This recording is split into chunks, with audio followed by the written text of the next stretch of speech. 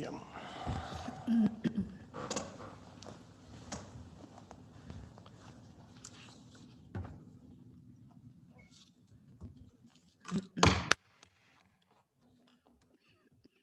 Good evening, everyone. I'm calling to order the work session of the Board of Commissioners of the City of Tarpon Springs on Thursday, March 4th, 2021 at 6:30 p.m. We received an email from Commissioner Terrapini that he will not be attending the work session this evening, and he's requesting to be excused. I need a motion. Second. Excuse me, Mayor. This is a work session, so it would have to be a consensus. There's no motions taken. Consensus? Consensus here. Do we have consensus on that? Yeah, yes for me. Commissioner Vaticius, do we have consensus for you? I don't have a problem with, Huh? it's roll call? Yeah, Yes. okay. So, yes. And now roll call. Mayor Alahouzes, Here? Vice Mayor Carr, Here. Commissioner Terrapini is absent and excused. Commissioner Donovan, Here. Commissioner Vaticiotis. Yes. Announcement. Work sessions are primarily designed for information gathering and guidance, and no formal commission decision improving or disimproving an item that may be made. Only staff members should be included in the work session discussion unless prior arrangements have been made through the city manager, city clerk, or city attorney. The first item on the agenda is a discussion on the Board of Commissioners rules of procedure. On May 12, 2020, during the regular session, I requested consensus from the board to review and update the BOC rules and procedures in Chapter 2 of the code. We had asked Ms. Jacobs and Mr. Trax to prepare the updates that we're going to review this evening for our consideration. We review each section one at a time, and Ms. Jacobs and Mr. Trash will be available to explain their recommendations. Once we have the document, we'll have an ordinance or resolution with a public hearing and with public comments to finalize the rules and procedures which have been outdated for many years. So we are now going to the first item, which is Division 1, item Section 2-101 title. So I will turn it over to our city clerk, Ms. Jacobs. Thank you. Honorable Mayor and Board of Commissioners, the rules and procedures encompass Article 7 of Chapter 2, Sections 2-101 through 2-159. A consensus is requested just for direction after each section is discussed. Please feel free to bring forth any items that you would like to add, change, or delete. At the end of the review, a consensus will also be needed for direction on how to proceed, whether the board wishes to leave these rules in the Code of Ordinances or remove and adopt by a resolution. The benefits of adopting these rules by a resolution are that changes could be made easier and would eliminate the cost of advertising. We are also suggesting that the board review these on an annual basis at a meeting in June. And the reason we're recommending June is that this would familiarize the board of the rules on a yearly basis and would also allow any incoming board member on an election years to give their input. So with that, I will get started. If I look down, I have some bullet points, so I won't forget something I was going to mention.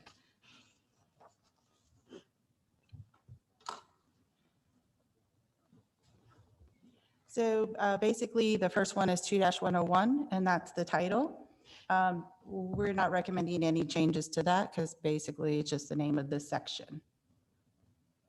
Thank you. Vice Mayor, any comments on that one?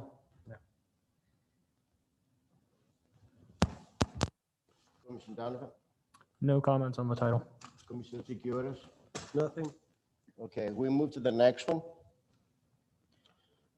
which is number 102. Okay, and this is the appointment of the vice mayor. And back many years ago, the charter was changed to change the name from mayor pro temp to vice mayor. So anywhere where the name Mayor Pro Temp is, we're recommending that be updated to Vice Mayor. Also in this section, just for clarity purposes, in the first sentence, it says, at the first meeting of the incoming Board of Commissioners in April of each year. Well, on the third year, we don't have an election. So this would be whatever the board wishes. We could either remove the word incoming and do it in April of each year, or we could do it at the incoming board, which would be the first, second, and then the third year would be off. And also on this section, we're suggesting, even though we do it similar to this, there was no process in the code, so we're suggesting that a process on how that nomination takes place. The nomination process would first be explained to the commission and to the public by the mayor parliamentarian. The chair would then open the floors for nomination. Each member of the commission, upon recognition of by the chair, shall have the right to place a nomination for the honorary office of vice mayor, the name of any other commissioner before nominations are closed. When nominations have been made, the chair will so announce and declare nominations closed. If only one commissioner is nominated, that person will be declared by the chair to be elected and shall serve until a successor is elected. And on 6, we're going to give you options on ways you can do it, and that would be up to the board. If more than one nomination has been made, selection of vice mayor shall be accomplished by, you could either do it by a written ballot or you could do it by a motion. If you do it by a written ballot, it shall continue until one nominee receives a simple majority of the votes, whereupon the chair shall declare the nominee as being elected. And we also just wanted to let you know that if it was done by a written ballot, the ballots are signed by each member and are attached to the minutes and are public record. And for number 7, if no nominations are made or if no nominee is elected by a majority vote after 3 ballots have been taken, there again, it would be the decision of the board. We're suggesting one of 3 ways. It could either be that the most senior member is selected, or it's done by a lot or by the selection of the mayor, and this could require a motion. So those are the sections we are recommending for section 102. Okay, thank you. Well, it's good that we're changing and we put the correct title and to become the vice mayor. It's been like that for a long time, but it hasn't been changed in the code. In regards to nomination of the vice mayor, the way it is now is not, he says, of incoming board or in every year, which just doesn't happen because you don't have elections every year. As long as every member has been incoming board. And I think we should change it and make it more clear. I will suggest that we do this every year and eliminate the word incoming board. In regards to item 6, if more than one nomination has been made, the selection of vice mayor should be accomplished by a motion. The mayor and commissioners will should make one nomination. Commissioners can nominate themselves if they wish. The selection of vice mayor should be accomplished by a vote. Motion and the vote should continue until one nominee receives a simple majority of votes. And then the chair will declare that nominee as been elected. In regards to number 7, if no nominations receive a simple majority of votes after 3 times, I think the senior commissioner should be selected as a vice mayor. Vice Mayor Carr, what's your take on that one? Yeah, I don't have any issues with the way it's presented, other than number 6 with a written ballot. That seems a little trivial to me. I think something through a motion, through the discussion, we could get there as a board or the new boards that come in play in the years to come. I just think a written ballot would just be a little too much for this situation. Okay, And can number you comment- 7. Excuse me, can you comment on the one at the very beginning, if we're going to change the incoming board every year to make it more clear? Yeah, I'm indifferent about it. I'm fine with making it clear. when I said incoming board, I just assumed always that was the new board coming in. Well- So I have no problem with And going. you're right, I've been serving on the board, 6, probably 10 years now, and it's been like that on the incoming board. Mhm. So I think it needs to be more clear, in my opinion. So we do that every year. Commissioner Donovan, Yeah, just to rattle them off, I'm fine to do the vice mayor selection every year, clarify it. I think nominations should be able to be made by the individual commissioners themselves or anybody else on the board. And I think if no nominations are made, the selection should be made by the mayor.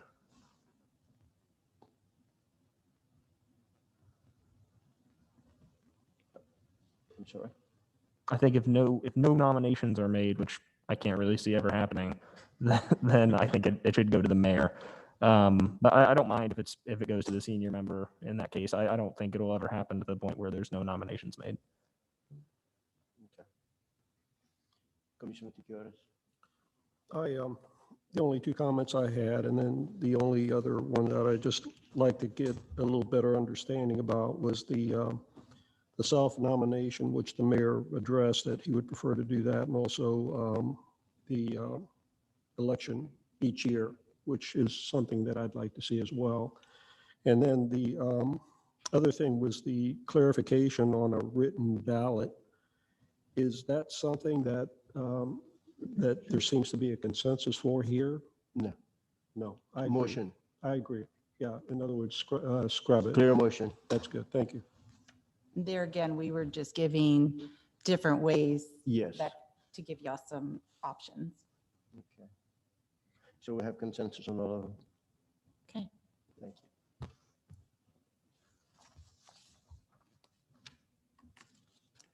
The next section is 103. That's the filling of vacancies to the city commission.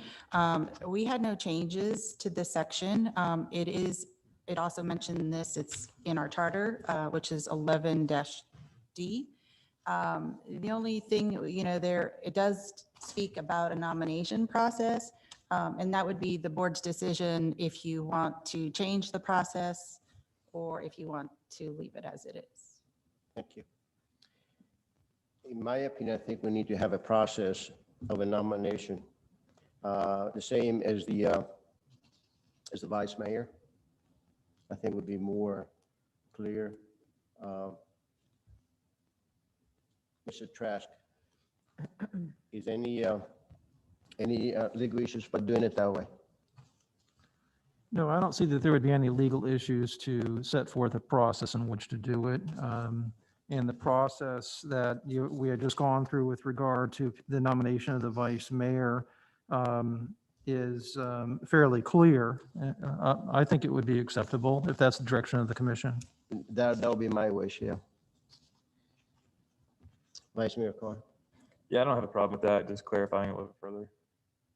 Commissioner Donovan, I don't have any problems with this one. Commissioner Gutierrez. I think I'm okay, but I just wanted to ask, would there be any value to, I know the vice mayor is nominations among ourselves, but to fill a vacancy, would there be any value, I would think there would be, of taking nominations from the public as well? Or some process that would include that? I mean, each of us would have some nomination, perhaps. Maybe only one or two of us would have a nomination. Maybe that's the way it would work. But that nomination, there could be perception that it's consistent with the way we think. And I think that the residents would benefit from some diversity of ideas and things like that, that we couldn't guarantee by simply taking nomination from ourselves. And it's just a thought that if there was some process of taking a nomination from the public for whatever reason, of course, we would still make the choice of who that would be. And whether it's our nomination or somebody from the public, but it's just something that I had a thought that we should at least explore. Mhm. I'd like to hear from some of you on that. Well, the selection for the charter committee, we're doing it similar to the selection of a vice mayor. So I think will be done it before and it works okay. It should be an issue.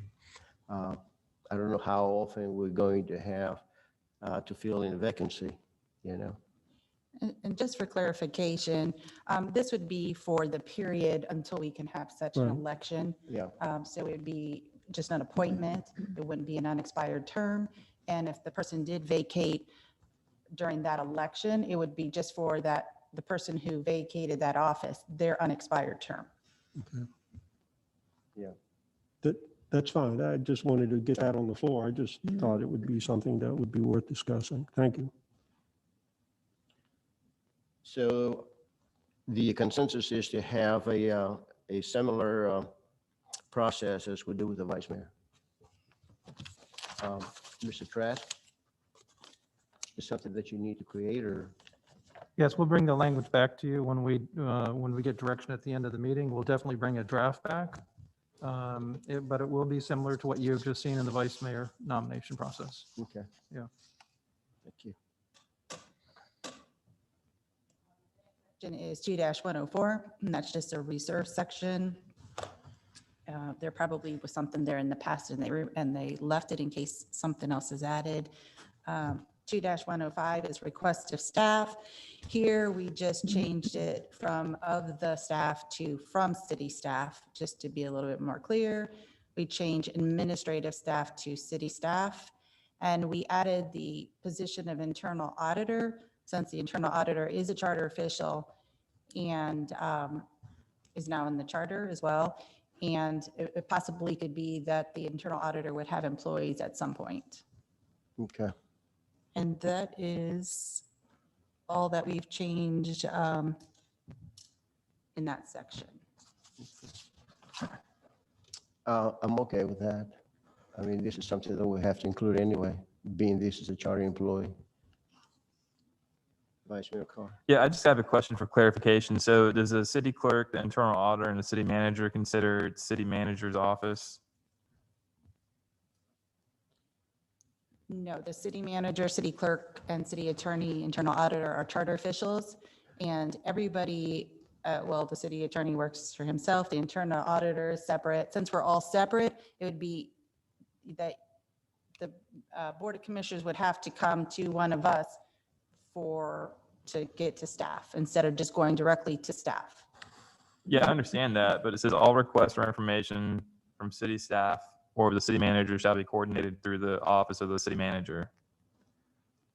That's the first sentence. So the way I read that is it needs to go, if I have a request for the clerk, a request for the attorney, or a request for the internal auditor, it needs to go through the city manager, the way I read that. We could come back and, I mean, that would make sense. I just think mean, some clarification would Because be not, good. no one, the rest of us aren't, we're not under the city manager, so Right. we can come back and add some language. Okay, I think that would be good in this section. Other than that, I think the rest of it looks great. So thank you. Commissioner Donovan, I'm good with this one. Commissioner Tecotas. No, I mean, I feel very strongly about this and I think we should just really stick to this. And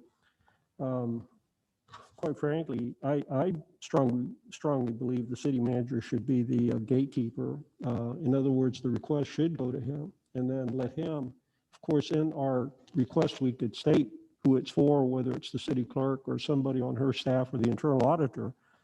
But I think it would be up to the city manager to also perhaps not just send it to the city clerk or internal auditor, but also to advise somebody on his staff that that department may be working with as well. Or else the city clerk would be going to the city manager and saying, look, I need a little help on this. And of course, at this point, the internal auditor isn't going to have a staff. So whatever we're going to be requesting of the internal auditor, the chances are that individual is going to need some data from the city manager staff. So that first sentence, as far as submitting it to the city manager for further dissemination, I'm okay with that. But that's me. So Well, we should have a very good working relation between the four, the city manager, the city clerk, and the city attorney, and of course, the internal auditor. So I don't I think what it is it's good enough for me. It's understandable, but if that's going to make it more clear what the vice mayor requested, I don't have a problem with that. If that's going to be more That's fine. clear, I- if it's going to be more clear, The- but we all have the same, the same opinion, Right. No, We do. I just want to make sure we don't send it directly to one of the charter officials with excluding the city manager in Okay. all this. I think as a minimum, he should be copied on it. Perhaps he will be as a process. We're dealing with the rules right now. And I think it's very important for his office to keep abreast of all these requests that are coming in for a variety of reasons. And that's all. Whether we get the clarification, I just don't want to cut the city manager out on this. So I just think well, maybe the city manager can add some thoughts on that too, if whatever your preference would be, or at least some thoughts on that, city manager LaCourse. Yeah, that's fine, the somehow saying they're copied, because like you say, some, especially the internal auditor, not having a staff will be going to me and stuff, so maybe just some kind of clarification that I'm copied or something. yeah, I think it's a good idea to copy. We'll see. Let him yeah, come back and we'll. come back Yeah, with we're more not language, deciding yeah. it tonight, but at least, yes, we should And get some clarification. Especially now that we don't have anyone working for the internal auditor, and it's going to, if he needs any manpower, it's going to have to go through the city Right. manager to get it. Yeah. So it's good for them to go together. So, So I've got a question. sure. So for clarification, like copying the city manager and everything is not a problem, but I know if you're talking to the city attorney about removing the city manager or talking to the city attorney about removing a different charter official, that could be kind of awkward to copy the city manager in. And is he the secretary of the board? I don't necessarily think that's the case. We should have the right to go directly to one of the charter officials. I have no problem copying in there because I don't have anything to hide in this aspect, but I'm just thinking it seems kind of silly to fill up his inbox if it's not a direct request to the city manager, if one of the other charter officials need to go talk to him or her at the time for that. But either way, I just think it's an extra work for the city manager when he's got other things he needs to be working on. And if there's something pertinent or private that you're trying to talk about with the city attorney or the internal auditor, then I can obviously get a little awkward, which, hey, we do a lot of things that are at awkward moments up here. So Okay. So, Ms. Jacobs, you want to come back with some language with that? We will. Huh? We will. You will? Okay, thank you. Well, the next one is the 2106.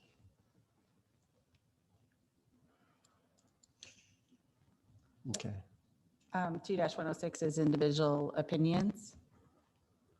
And I think, Mary, you were gonna take Well, this section? yes, and the reason why I suggest the item B and C to be included is because I think it's proper, I don't think it's proper for any commission member to send emails to the BOC members on the items to be discussed in the public hearing by expressing his opinion or his recommendation or providing information. The perception is that he's trying to influence the opinion of the board members.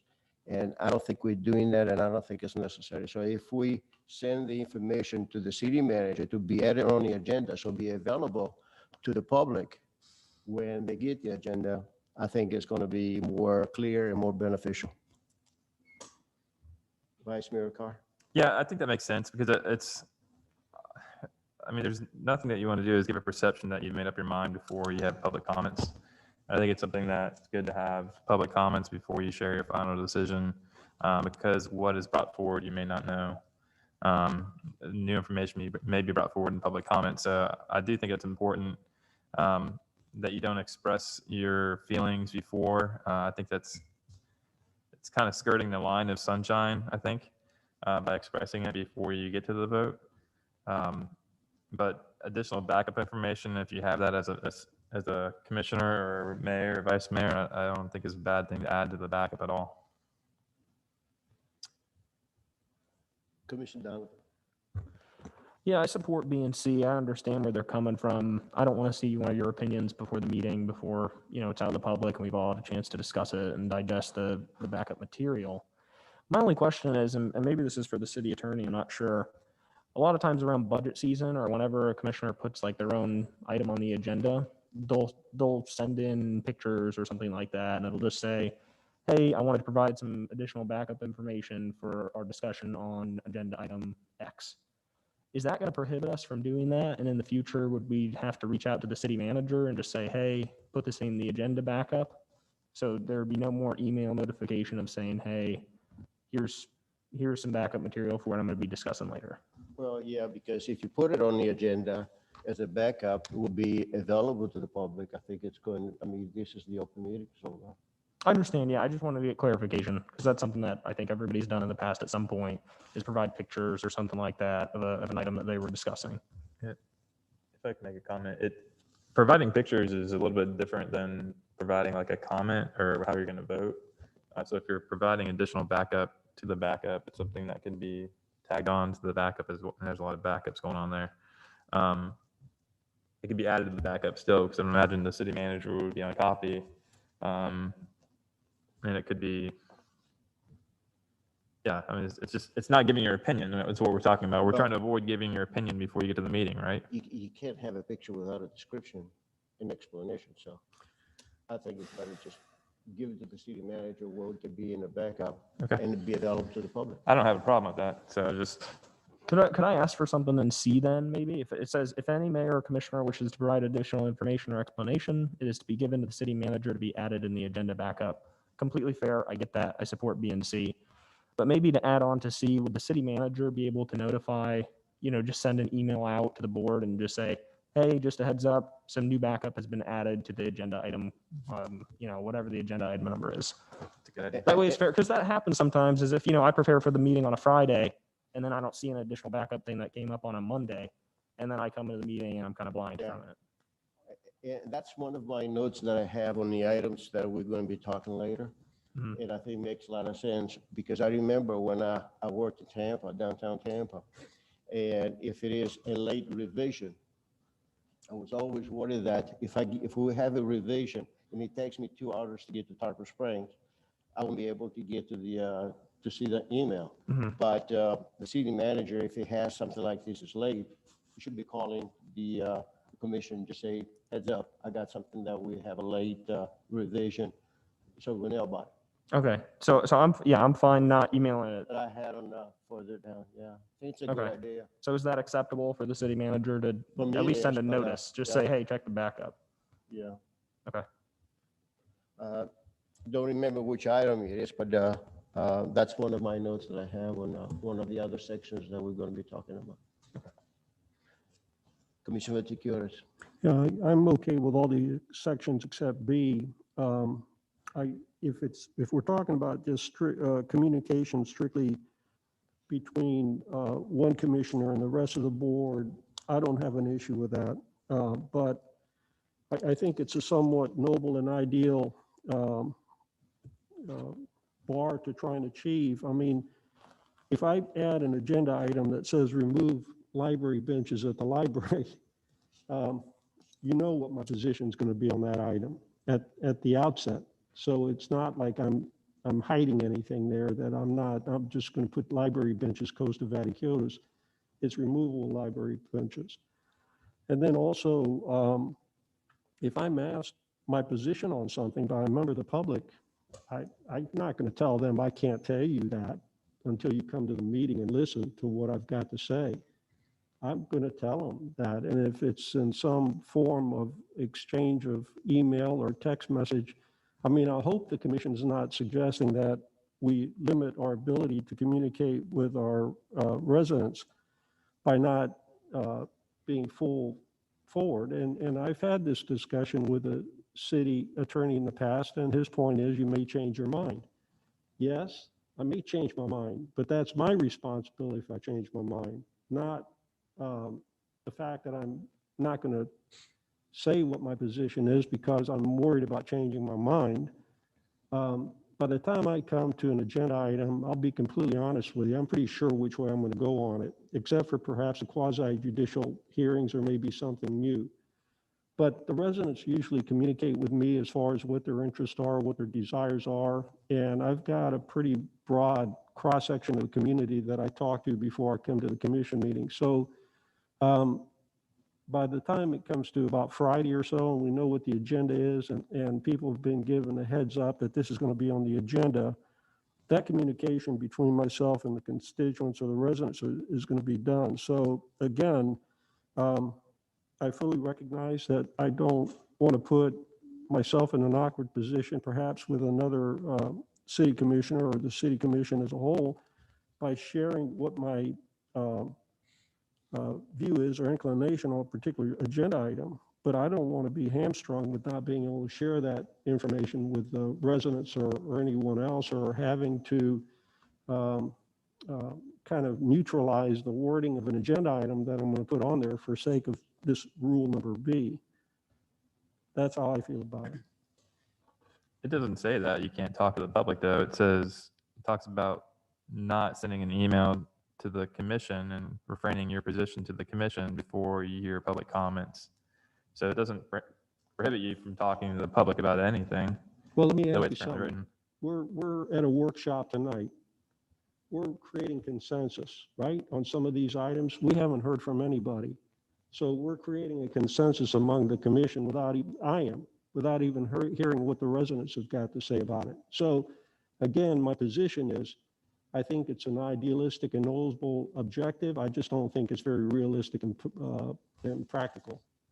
That's, whatever the commission chooses to do on that. I'm just saying that it'll be interesting to see how this plays in actual putting it in the works in terms of our rules. I mean, I can not send you an email, but I think across the board, just not sharing what my views are, it's going to come out one way or the other. And also my views are going to be done before I've heard the public too. Just this forum that we're in right now does that. All I'm saying is maybe we need a little more work on this one, that's all. This one here doesn't tell you that you're not allowed to speak to the public. It doesn't say that you cannot communicate with anyone that you have there. It just says not to express your opinion with the other board members and your recommendation, because it shows that the perception is not doesn't mean that that's what you have in mind, that or anyone in that matter that trying to influence the opinion of the board. I think it will be much better if you have, or anyone, if he has any information that can be placed on the agenda so the public will be able to have it. Okay. Well, I mean, I'm just one person, so whatever the consensus is or the majority of this commission wishes to do, we're not making a decision. Let's let the staff work on what the policy is and let them come back, what the rule is, and let us come back and look at the wording on it. Well, do we have consensus the way it is? Yes. Yes, we do. Yeah, I do. And I just from my opinion on it, I don't think, and maybe this is something for the staff to revisit from a wording perspective, because I didn't read B and interpret it in any way to have anything to do with what I communicate to the public. It's just so that I can't send you a memorandum saying, hey, here's what I think about this item. Here's why I think this way in advance of the meeting. So I mean, if you want to reword it, I'm happy to reword it. But for the B and C message of saying, hey, this has nothing to do with public comments or public views or communicating your views to the public. It just has to do with us letting each other know in advance of what our opinions are. I'm happy to keep B and C in there. Mayor, I have a suggestion that would make it a little bit clearer, because I Sure. think I can see where we're going. If we were to add the words "with other Board of Commission members" or other board members after the word "position" in paragraph B, so it would read, individual members of the city commission shall refrain from expressing their position with other BOC members on a matter to be considered at an upcoming commission meeting. That'll give it a little clarity. It isn't directed to the public. It just directs it to other commission members. Yes. Say that one more time. So I'm suggesting adding some words after their position. So how about individual members of the city commission shall refrain from expressing their position with other BOC members on a matter to be considered at an upcoming commission meeting. That's fair. Yeah, That's so good. that addresses your issue. That meant, that's thing is going to be okay, more clear. Okay. We okay with that? Yes. Ms. Jacobs, we have consensus.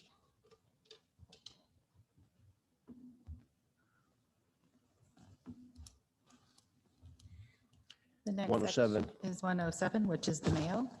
Again, I'd say the old days, I've been here so long. So in the old days, we used to have, the mayor was called mayor commissioner. It had changed by referendum to just be called the mayor. So wherever the word mayor commissioner comes up, we're updating it just to say mayor. In section A, now this is whatever the board desires. The only reason we added this in here to update current times, back when this was written, the section, we didn't have such things as emails, so we kind of chuckled about it. So we were just suggesting that it be handled the same way as the mail currently does. There again, it is the wish of the commission, whether they want to update it, Yeah. change it, keep it the way it is. I agree that we should include the emails because when that was written a long time ago, the only thing they had is Pony Express. So it was a long time ago. Now we got emails, so I think we need to stay with technology and modify that. Vice Mayor Carr? You're just talking about like if I get an individual email to my email address, that it would be forwarded to everybody, right? Is that, am I understanding that right? Yeah. Okay. Got no problem with that. Well, before they had to make the copies and send it, give it to everybody. Yeah. Commissioner Donovan? Yeah, I mean, all our emails are public record anyway. I mean, any one of us could request every email ever sent and received from another one. So I don't really mind them going to the rest of the commission.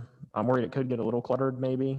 I mean, I've gotten emails before just saying, hey, can you come, talk to this class, or can you come out, meet with this person, and then, everybody's going to get those. So that might get a little cluttered, but I'm indifferent on this one. I'm fine to receive them all. They're public records anyway.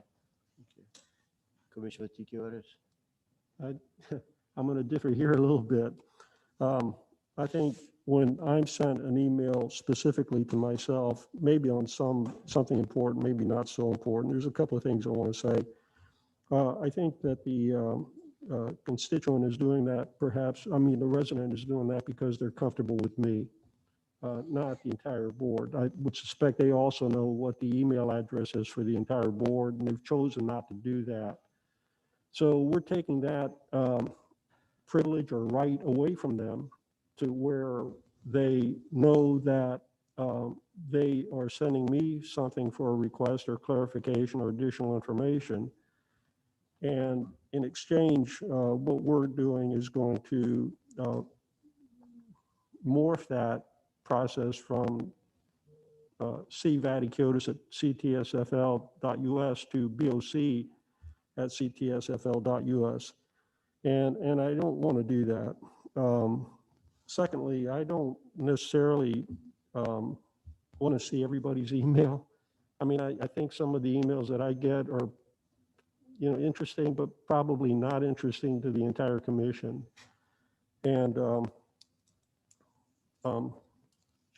let's see, I had something else here. Yeah, and I think that's the full point. Why do we even have individual emails if the resident's going to send something in to me, for example, and it's going to be automatically sent to the entire commission? Why don't they just send it to the BOC?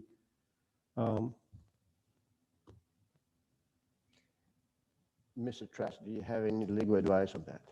Oh, excuse me, one more. Oh, yeah? And the point is, I would make a decision on whether to forward that email to the rest of the commission. That's the point. Not that I would hide it from anybody, but if I thought it was of particular interest. And then on top of that, the point that we just discussed was I'm going to communicate back with that resident and perhaps tell them what I think about the issue or question that they're providing me. And I don't know whether that email that I sent them is going to be sent to the entire commission, which gets back to this thing that I can't communicate directly with the city, another city commissioner. stating what my opinion is on anything. That may be coming before the board, which likely that would be the purpose of the email from the resident. So go ahead, Mr. Trask. Thank you. Thank you. So there's no legal impediment to do it either way. We just thought that we would add it because we were just trying to bring it up at times. I understand the commissioners, I think a proper word would be chill. Commissioner Vaticiotis is thinking that maybe if it went to everybody, that the individual that is writing the email may be feeling that they're being chilled from the representation of this particular commissioner or any other commissioner, but it's whatever this commission wishes relative to the emails and the mail. And I'm not suggesting that they all be copied as in printed out in a copying machine. It would just be forwarded. That's how I would perceive it, so that you would not have a whole stack of paper. But we're willing to do whatever the commission would like. Keep it just paper or include emails. But We need to include emails, but as far as the concern of Commissioner Vaticiotis, I really don't have any preference. I've got a question. I get a lot of junk mail to my city. I don't know if someone's just messing with me and signing me up for a whole bunch of like spam email addresses or not, but would this include like that type of stuff? So if I get direct mail, it would go to everybody? if it's a public record, the answer is yes. If it's an email that comes to your city email address that is personal in nature, it's not a public record and it should not be forwarded on. Okay, so with that, I mean, I don't want to read a whole bunch of, I'm just deleting emails throughout the day already. So I don't want any more emails in my inbox. That's just like a bunch of junk myself. If it's something pertinent and I feel I need to share with the board, I could share it with the city manager and he could share it with the rest of the board. But overall, I'm indifferent about it. I just don't, I've already got enough emails coming through. It's just a bunch of junk mail filling my inbox. It is nice getting some information though from the residents. If it goes to the mayor or goes to one of the commissioners at times that I didn't know about, but I'm not concerned necessarily about that. Commissioner Donovan? Yeah, the point regarding communications with residents is a good one. That's something that would worry me, is just that I've had residents email me before and say, hey, why did you do this? And then I explain fully, hey, here's what I think about this upcoming item. Here's what I'm going into. I feel like that almost just kind of acts as the entire thing we just discussed in terms of not giving their position. So this is one I was kind of indifferent on anyway. I don't think it's a big deal because it's all public record. So I'm fine to let the emails that go to an individual stay with an individual. I'm all right with that. Yeah, I'm okay with that as well. Don't you get into like the kind of the gray area we were talking about earlier? Like if I'm writing someone sends an email to myself about an upcoming agenda item and then I reply to it, I think that's what you were talking about, is that then at that point, now you know how I feel about the agenda item, right? Yeah. And although, I mean, we could all request each other's emails if we really wanted to. And have I some think if reading. an email goes to the individual, we ought to keep it. It's up to the individual to keep it. So what are we going to do? If an email comes to me or it comes to you, you don't have to go forward. That's good. Thank you. Yeah. Unless you want to do that. I mean, No, of unless you course. want to. Yes. No, that's the fact. You know. I agree with that. And by the way, on my responses, I would say 90% I copy the city manager on anyway, so he knows what's going on. So, And the same thing goes with, sometimes we get text messages. yeah. And what I usually do is copy that screen and send it to city manager just so we have a record of it. Right. And I do know the city manager, if I send him some communication, perhaps to a resident, he also turns it around at times of general interest for all the commission. He'll send it to you as well. So, and I don't have a problem with that either. Yeah. It's just, I don't want a resident to send me an email and that's what they wanted to do. And then all of a sudden they're finding that it's being sent to all the commissioners. Right. Mr. Trask, since we're talking about emails, if we drift a little bit to the text messages, what I usually do, if I get a text message, I copy the screen and send it to Mr. Licouris or the office to keep record of it. We've never been instructed if that's the right way to do it. We just do it just to make sure that I'm doing the right thing. So what do you think about that? So I don't personally think that you need to send it to every one of them to the city manager. you would just take a screenshot of it and save it yourself, and you can have a file that you keep if you would like it. And so if there's a public records request or you need to look back at it, you would have it. But I see no need that you would need to copy the city manager or the city clerk, so long as you have got some record of it in case someone requests it. Okay, do we need to have a language on that for in the code or not? No, I don't believe so. It's just like any other public record. Okay. So, Thank you. And there again, for this section, by no means where we were trying to prevent the public. It was just I didn't even think of that until, Yeah. it was just that we were just trying to update that section. That was all. Thank you. Next. Next section is 2-108, the use of office and expenditure of funds. The only change here, we removed all use of city commission chambers must have the prior approval of the city clerk. The city clerk shall not permit unauthorized use of the recording equipment in the city commission chambers. We no longer have recording equipment in here, it's portable. And we now have a calendar that is electronic where all of the departments could view the use of this. So that was the only changes. I'm okay with that. Vice Mayor? I have no- Commissioner I'm good with that. Vaticius, you okay with that? I'm fine. 109. This is files and records. The only addition, we put the mayor or such individual. And that was our only change. Okay. Vice Mayor? I have nothing. Commissioner Donovan? Nothing on that. Commissioner Vaticius, we're good? The next one, 110. On 110, this is appointments to ad hoc committees. And just the only change we had was a suggestion. We just recently had a code book legal review from our code book company for this section. And they suggested the rewording because it was a little garbled. So we just changed it to read better. Yeah. I have a question to Mr. Trask. Is there a time limit for ad hoc committees? no, there Being that it's isn't. temporary? Yeah, it's just, as long as it's temporary, and you have to decide whether it's temporary. It's just that it's not a board that will continue in existence. It will eventually end at some point. Okay. However, we do have a section in our charter that allows the board to appoint Up to 1 year. appoint a board for no more than 1 year. Okay. And that's not going to be count that is serving as committee or advisory board. In other words, a person that is already serving or advisory board also can be appointed on the ad hoc committee. Is that correct? I think the answer is yes, that's correct. They can also be on the ad hoc committee. Okay, Yes. okay. Just like someone serving on our charter review committee, Yes. they could be serving on because that's a temporary board versus a permanent board. Vice Mayor? Vice Mayor Pro? We got nothing to say. Okay. Commissioner Donovan? I'm good on this one. Commissioner Vaticius, you're good? Thanks. 2-111.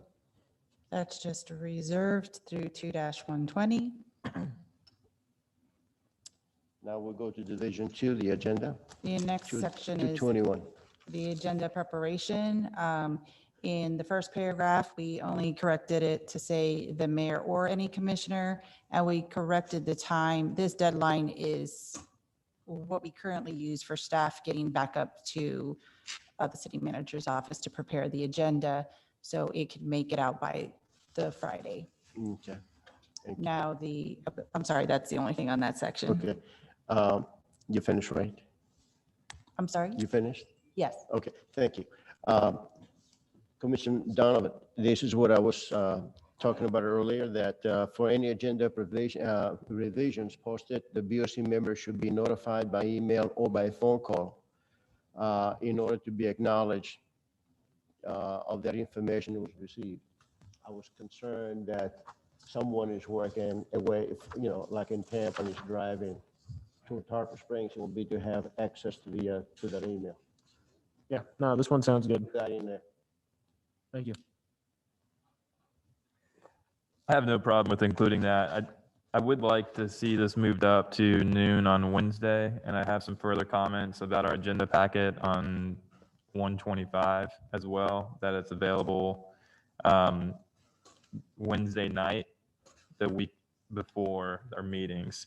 Um, I think it limits the public from being able to see what's coming up on the agenda, and it also limits the board to truly review. Although I do appreciate the draft agenda that we get, I think moving forward with the boards moving forward, I think it would be best to get this information out to the public sooner and also to the board of the commission sooner so we could ask more questions, at least put our eyes on it sooner.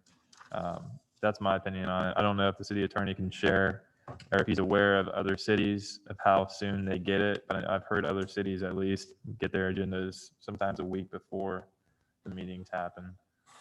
Yeah, it's all over the board. It's whatever you want to accomplish. I know that, for example, Dunedin gets their packet done by Wednesday prior. At least that's when all the materials are due. So, and they meet also on a Tuesday morning or Thursday night. So it's whatever you'd like. Yeah. I mean, we would just adjust what we're doing currently. Let me ask the city attorney if this is something that he can actually deliver. City managers. I mean, city manager.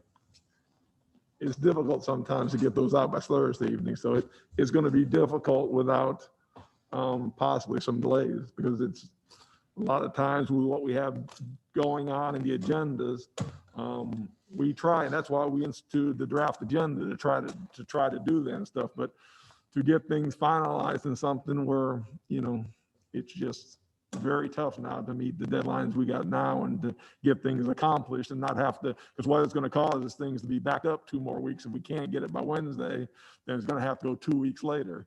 So really with the amount that we've got going, I don't see it as realistic. Obviously, if you make that the criteria to do, then we'll do our best to do it. But you may have a lot of things being delayed 2 weeks if we can't get it properly to you and stuff, and that could cause some backlash with people. But so So if you can't get it, you're gonna have a late revision, is that what you're thinking?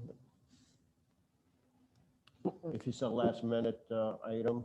Or continuance. well, either that or it has to be, or if we can't get the backup written by that time, then I'll have to go 2 weeks later to the next agenda after that.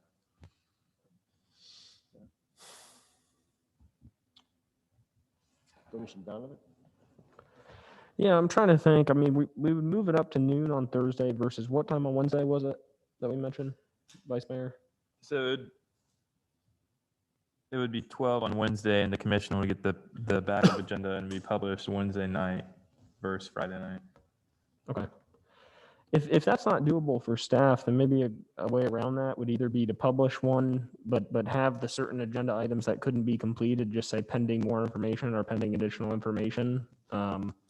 Or make our draft agenda, that little link that we have to the draft of the agenda items, just post that until, noon on Thursday, if that's when we actually want to publish it. Just have the draft agenda sitting there with the backup.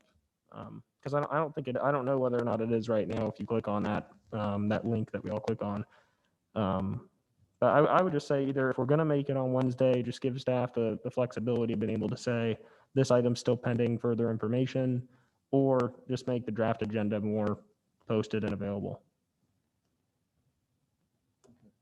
Well, again, we don't even finalize that agenda. Staff usually goes till after 12 on Wednesday to set the final agenda and stuff. So we're after that in our staff meeting that we do at 10 o'clock. We're usually going 12 or after before we even finish that to decide actually what's finally going on the agenda.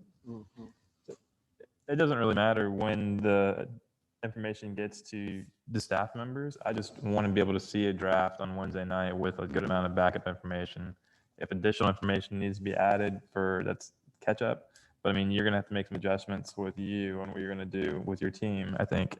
But it's out of respect, I think, for the board and the public to get this out sooner. Even with our boards that we have, our volunteer boards, it was a struggle getting that at times too and being able to review it. And when you work full time, and if you can't connect on Monday and Tuesday with staff, then it's not a good situation. But yeah, That makes sense. I mean, you set the time when we need it in, but I think publishing it on Wednesday night is the best way to go. And Commissioner Donovan made some really good points, and you did as well, Mayor. Okay, thank you. Commissioner Gutierrez?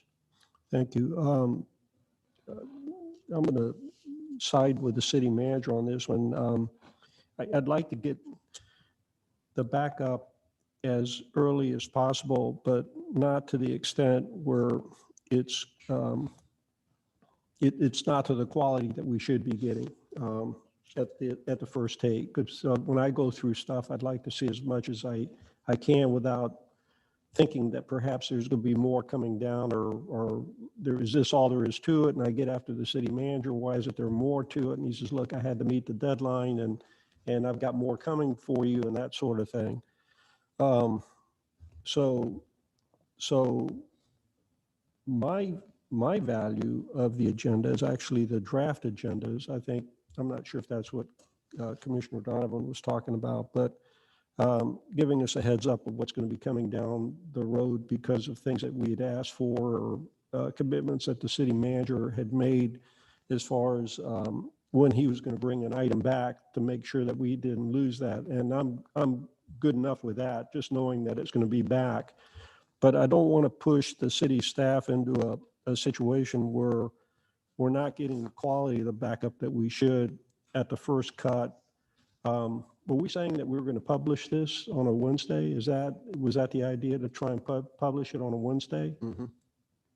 Is that what the thought was? That was the recommendation. Yeah. I think that's fine, unless the public gets a hold of it and it gets into this quality thing. Perhaps the city manager can give that some additional thought before this comes back to us. I know that there's certain representations when the city manager says he's going to do something. I said, okay, well, when are we going to get it back? And he says 3 weeks, 2 months, in April sometimes. And that's what I'm interested in seeing it. I think it's going to be dealt with appropriately at that time, but trying to push the backup information out much earlier and then getting a supplement later, I don't think, I'm going to wind up going through the whole thing again, over again. I mean, that's just the way, that's my style. So the other thing, Mayor, I think you were talking about a provision in this particular section for notifying Yeah. residents of anything, or organizations, or No. What I was thinking is, for any agenda revisions that it's posted late, and the commissioners need to be notified by telephone, because not everybody has access to the emails when they're driving.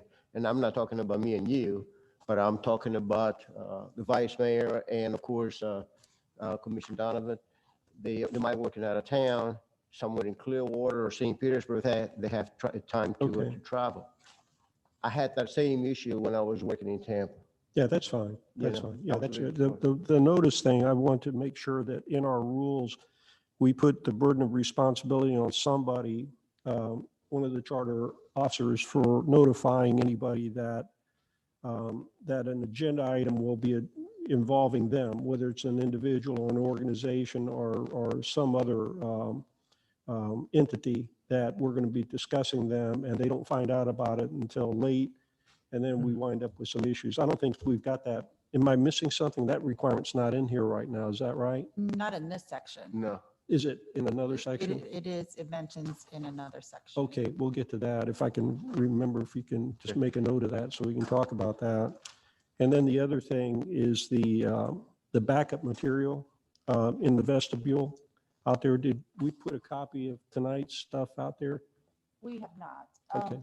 The reason being the backup was always in the lobby. However, when COVID started, we were directed as a safety precaution by the fire chief that was not recommended. Okay. So that's when that stopped. But up until then, we did have it always in the backup. Or out in the back. Okay, I'm not sure how the commission feels about it, but I mean, I don't want to create a safety risk, but go ahead, Mayor. What I was thinking, for compromise, is it possible that we can have a PC and all PC, we can put it all there so people can look at it electronically instead of look at those papers. Well, Just it for- was just for this- safety. Yeah, I believe the issue was touching the screen, flipping pages. Touching the paper. People have been seen to lick their hands and flip the pages. So, like I said, it was just basically due to COVID that Yeah. it had stopped.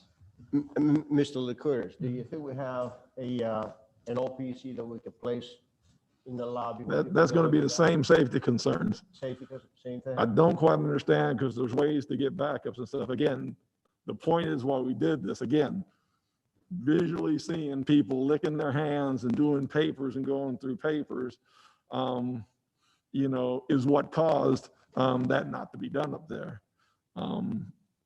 So during these COVID times, to not encourage that, you know, we're not doing it. And I don't understand what especially the people who are making those comments know how to get information, know how to get information ahead of time, or if they need information to leave it. Again, you're going to see from your public safety side of the house during these times, we're not going to recommend it. I guess we could put it there with a sign, you know, beware. Beware of the danger of doing this because people lick their fingers and go through pages and you have to accommodate for that. I mean, we could put up a sign of warning, but from a safety aspect, you're not going to get us to go with it. Obviously, if you make the decision to do it, we're going to do it. But it's not going to be any of the three public safety people, myself, fire chief or police chief, who's going to recommend it because, you know, people just can't do things properly, unfortunately, and that causes that. So in the abundance of danger, we don't do it now. If you want it to go out there and stuff, we can put it with a warning, you look through this agenda at your own risk. But that would be your decision to do it. It won't come from us. Well, if it's a safety concern, I would not recommend it. Yeah. And Commissioner Vaticiotis, just to let you know, this section is 2-125 in the distribution of agenda packets. It is the second sentence that reads, the city manager shall be responsible for notifying affected individuals of a particular item on the agenda. Such notice need not be in writing, but may be by telephone if condition warrants. The city manager shall deliver a listing of the notice on that. I recall now that did come up publicly, so thank you. Yeah, I remember we do have that. So it wasn't clear what decision has been made or what's the consensus Mayor- about the backup. Oh, you finished? No, I just, along your line, is it something that at least, and I'm not sure when this is going to end, to where the backup would not be available for the public health issues? Perhaps our IT department can come up with some kind of a scrolling sort of concept to where the backup simply scrolls through there. And I'm not sure. There may be something, there may be not, but at least I'd like to give it the old college try to see if we can come up with some system that would maybe just some research with some other communities to see what they've done in this regard, rather than simply saying it's public safety. I think that there's got to be some creative solution out there that would allow us to provide the information out there for people that are here that don't have phones or iPads with them or whatever. So that's why I'd like to leave that, if that's okay. Back into the, when the agenda will be ready. Mr. Licorice, Wednesday is something that you can support, or you're going to have a difficult time to do that? It just depends what I mean, we can post anytime, you know, I don't know what we're going to post out of the staff at 12 o'clock. We can post the agenda of the sample I've been trying to send you on Wednesdays, I think, as soon as possible. Sometimes we can send you before Wednesday, but you're not going to get the whole backup and everything that goes on with the agenda. After staff, we can comprise the agenda when we finish staff on Wednesdays and get that out to you with what backup we have, but there'll be substantial more probably coming the rest of the time, but it's what, you know, we'll make the adjustments for what the majority want to do. I just can't guarantee all you're going to get at that time. I agree with Commissioner Vaticiotis. I don't want to read materials twice. It's so much of it, and do double work. But you think you can do the Wednesday as a draft agenda, and then Thursday finalize it? Well, we've been trying to get that out. I'll have to go back to see if I've been meaning that. We've been trying to get that as soon after staff on Wednesday, Okay. at least the draft. And again, I always use put the warning on you. Sometimes it changes drastically by Friday. Okay. Sometimes there are additions, then there are subtractions. Sometimes some things come off that would take a lot of time, and we'll grab something from an agenda for 2 weeks and move it up just because we've got the time to try to space these meetings and stuff. So as long as everybody understands the draft nature of it, we can get that out to you as soon after staff as we finalize what we think is a draft of Friday. Okay. Vice Mayor Park, you okay with that? I mean, as long as we formalize that the draft agenda is coming out on Wednesday, I don't care what time it comes out. It could come out at midnight Wednesday. I'm fine with that. Oh, okay. Or 11:59. I'm good with that. As long as something comes out, then the next day we get something, because it gives us another day to look at it and connect with city Oh, staff. I just thought we were because saying noon. Okay. yeah, the noon part is just more of a staff situation. So Okay. it doesn't matter to me when you guys get the backup data. I just want it Okay. by that night or the next day. It would be fine. Okay. And Donovan, I think you had a comment to make? Yeah, I think that's a good compromise. I think the publication should stay as Thursday, so they can publish the agenda Thursday. And I think the move to make Wednesday and before that is to just make the draft agenda cleaned up a little bit. Like right now, when we click on the draft agenda, we get taken to a page and there's just a bunch of hyperlinks. And I don't know what's consent. I don't know what's, it would be nice if the draft agenda mimicked or looked a little bit like what it's going to look like when it's in the final form. That would help us doing our research on it, not just saying, okay, I'm going to write my notes on this and then I'm going to jump to item number 20 and then do my notes on that. Yeah. So I'm good with it being published on Thursday, and then the draft agenda just gets cleaned up from a formatting perspective. And as far as the agenda being posted out there, I mean, me personally, I don't really understand. You have all day Thursday, Friday, Saturday, Sunday, Monday, Tuesday during the day to prepare yourself for whatever you want to talk on or speak on. That being said, I don't really think it's that big of a safety concern to put an agenda book out there for residents to flip through. I think, everybody that comes in here is adults. They can decide what they want to touch and not touch. So I think we should put the agenda back out there. But, that being said, each person's responsible for preparing themselves for the items they want to talk about. Commissioner Tiquioris? Well, I agree with Commissioner Donovan on that one. I mean, but I'm not sure how the rest of the commission feels about that. I mean, somehow this COVID thing has pretty much beat us down in a number of areas, and I'd like to start getting back to some normalcy. And I don't want to jeopardize public safety, but on the other hand, it's come up several times when we've had some fairly contested issues that the residents had question on what we were talking about up here, and they didn't have their phones or their tablets with them. And the only resource that they would have had would be the backup out in the vestibule. So I agree with that. And we're talking about 121 right now, right? Let me Okay. interrupt you for one Yes. minute. I like to explore the idea that you had with the PC. That's fine. I scrolling. mean, one way or the other. that's If good. it is something Yeah, that we can that's do fine. that, maybe it's more safety. That's fine. Yeah. The objective have would it be there. to get Yeah, something out yeah, there. yeah. Yeah, let's do that. Is that, everybody's okay with that? Okay. Ms. Jenkins, we move on? Yes. The next one. Thank you.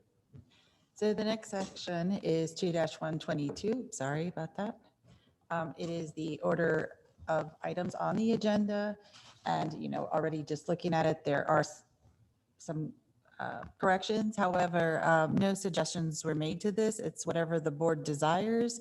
However, in speaking with the city attorney and how some other cities do it, he was one thing that we could recommend putting out there is because we've had such long meetings and public hearing items have been, we haven't gotten to them and they've been postponed to the next meeting.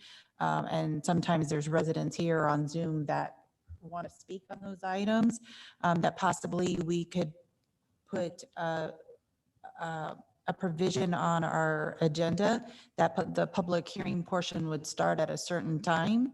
And how that would work would be, let's say if we were on public comments and we set a time of all public hearing items will start at 7 o'clock, and the city attorney could correct me if I'm forget something, then we would stop and go to the public hearing items and then come back at the end of all other business and complete what we haven't left off. But there again, it is the whatever the board's wishes on that. In item C, we just added what things could be under the, just to give an example of what things can be on the consent agenda, which are minute satisfactions, attorney invoices, and other such items that are controversial. And we're also suggesting in this section that there's a protocol for quasi judicial that's described. And I won't read through it, but it's basically what we follow now. It's just put in writing so everyone can see. Okay. I got a couple questions to ask. And let me just say that I agree to move up the public hearings, ordinance, and resolutions because many times we don't get it done. Several meetings lately, we are running out of time, and I received complaints from the people. They're waiting till 11 o'clock, and then the last minute they realize that we have to reschedule that. So if we do that at the beginning or somewhere in the beginning of the meeting it'd be better for the people. Some of the questions that I'd like to ask is the consent agenda and approve the minutes, that should be combined together, isn't it right? Like the 4 and 5? That is correct. The minutes Okay, go under good. the consent. Yes. The other question that I have is the special consent agenda, where does it fall? Well, in this code, it doesn't. Doesn't have it. But the special consent currently comes after the consent agenda, and the city manager could add to it. But the reason I think we had special consents has to do with the value of the item. Is that, I don't know if you want to clarify that, Mr. City Manager. Mostly, it's for two things. One is for cost, and one is an item that definitely is going to need some discussion. It really doesn't meet the criteria of the real consent because it's supposed to be not. It's something that we need to give you more information on before you vote on. So it's the amount of the item and also the need, for you to get further explanation or the public get further information to separate it from the consent portion. Mr. Trask, these items like a special consent agenda, do you think would be okay if we should have them after the public hearing, ordinance, and resolutions? So I think that once you set, first of all, no, I think it's the consent, special consent should follow consent. I think that should happen that way. That should become all together, One after the other. okay? The public hearings, though, there are some resolutions that you adopt that are not public hearings, they're just resolutions. Right, What my experience is, for example, in the city of Dunedin, they had for years people complaining that the public hearings did take place till 10 o'clock, 11 o'clock at night, and they couldn't otherwise, participate because it was so late. And so the city moved it. And so they set a set time. So everybody knew if you had a public hearing, if you showed up at 7 o'clock, you're going to be heard, depending upon the complexity of that particular public hearing. And the way that would work is that their meetings start at 6:30. They would go through their agenda all the way up till 7 o'clock. Then whatever they were in, they would stop. And they'd go into the public hearings and they'd come back to whatever they weren't able to finish, even including public input. So if there's a citizens open forum public input, we would put that at the end of the meeting. That way that you can get done the business of the day, you can get the public hearings done first. And those are the more important ones.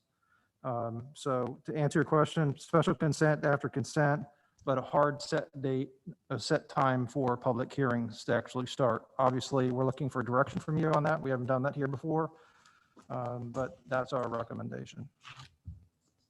okay. And I also failed to mention the other suggestion, and I don't know if the city attorney wants to expand, was regarding old business and new business, how some other municipalities handle it as well.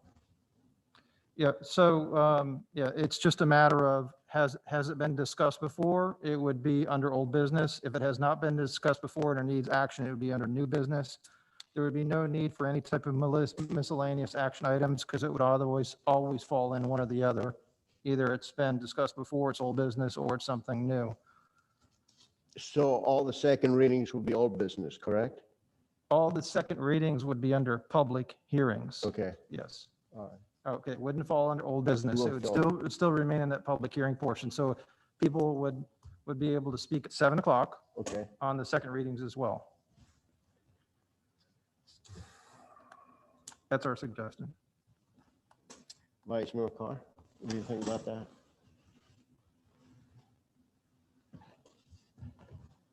I have another idea with public comment to discuss on 2.138 as well. The biggest thing is that I have concerns is some of the simple things that we do, like appoint people to boards. It's usually like the last thing in the meeting, and then you'll have maybe a couple people waiting in the audience or watching online to see if they're appointed to a board or not. And it's literally a 10:45 or 11:30 or 12 o'clock when we're doing this. So to me, I think that's something we should look at moving up in the order of the items. But when you get to the public hearing portion of it, I do think that, I mean, the city attorney said it appropriately. I think we need to get to the, I'm not sure how he worded it exactly. Of the day, What was that? business of the The day. business of the day. Mhm. It was an important thing and really give the individuals and the residents a chance to talk about it as well in the public hearing. I think it's a good idea to have a set time. I know also for the individuals that are coming to speak at the public hearing, if it's the experts or it's the applicant themselves, they don't know when they come, if they're going to have the chance to speak at 10 o'clock themselves, or if they're going to sit here for 4 hours before they get to speak. So I think there's multiple things that it would be fair to everybody to know exactly when the public hearing does start. So I would support that. But I do have some further ideas, again, about public comment a little bit further on. That's for later. Yeah, it's another section, but I mean, it is kind of falls in this too. Okay.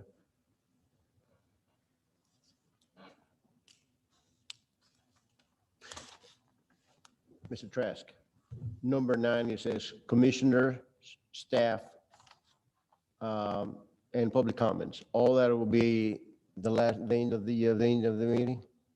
That's the way the code currently reads, but that's not how we actually do it. We don't, yeah.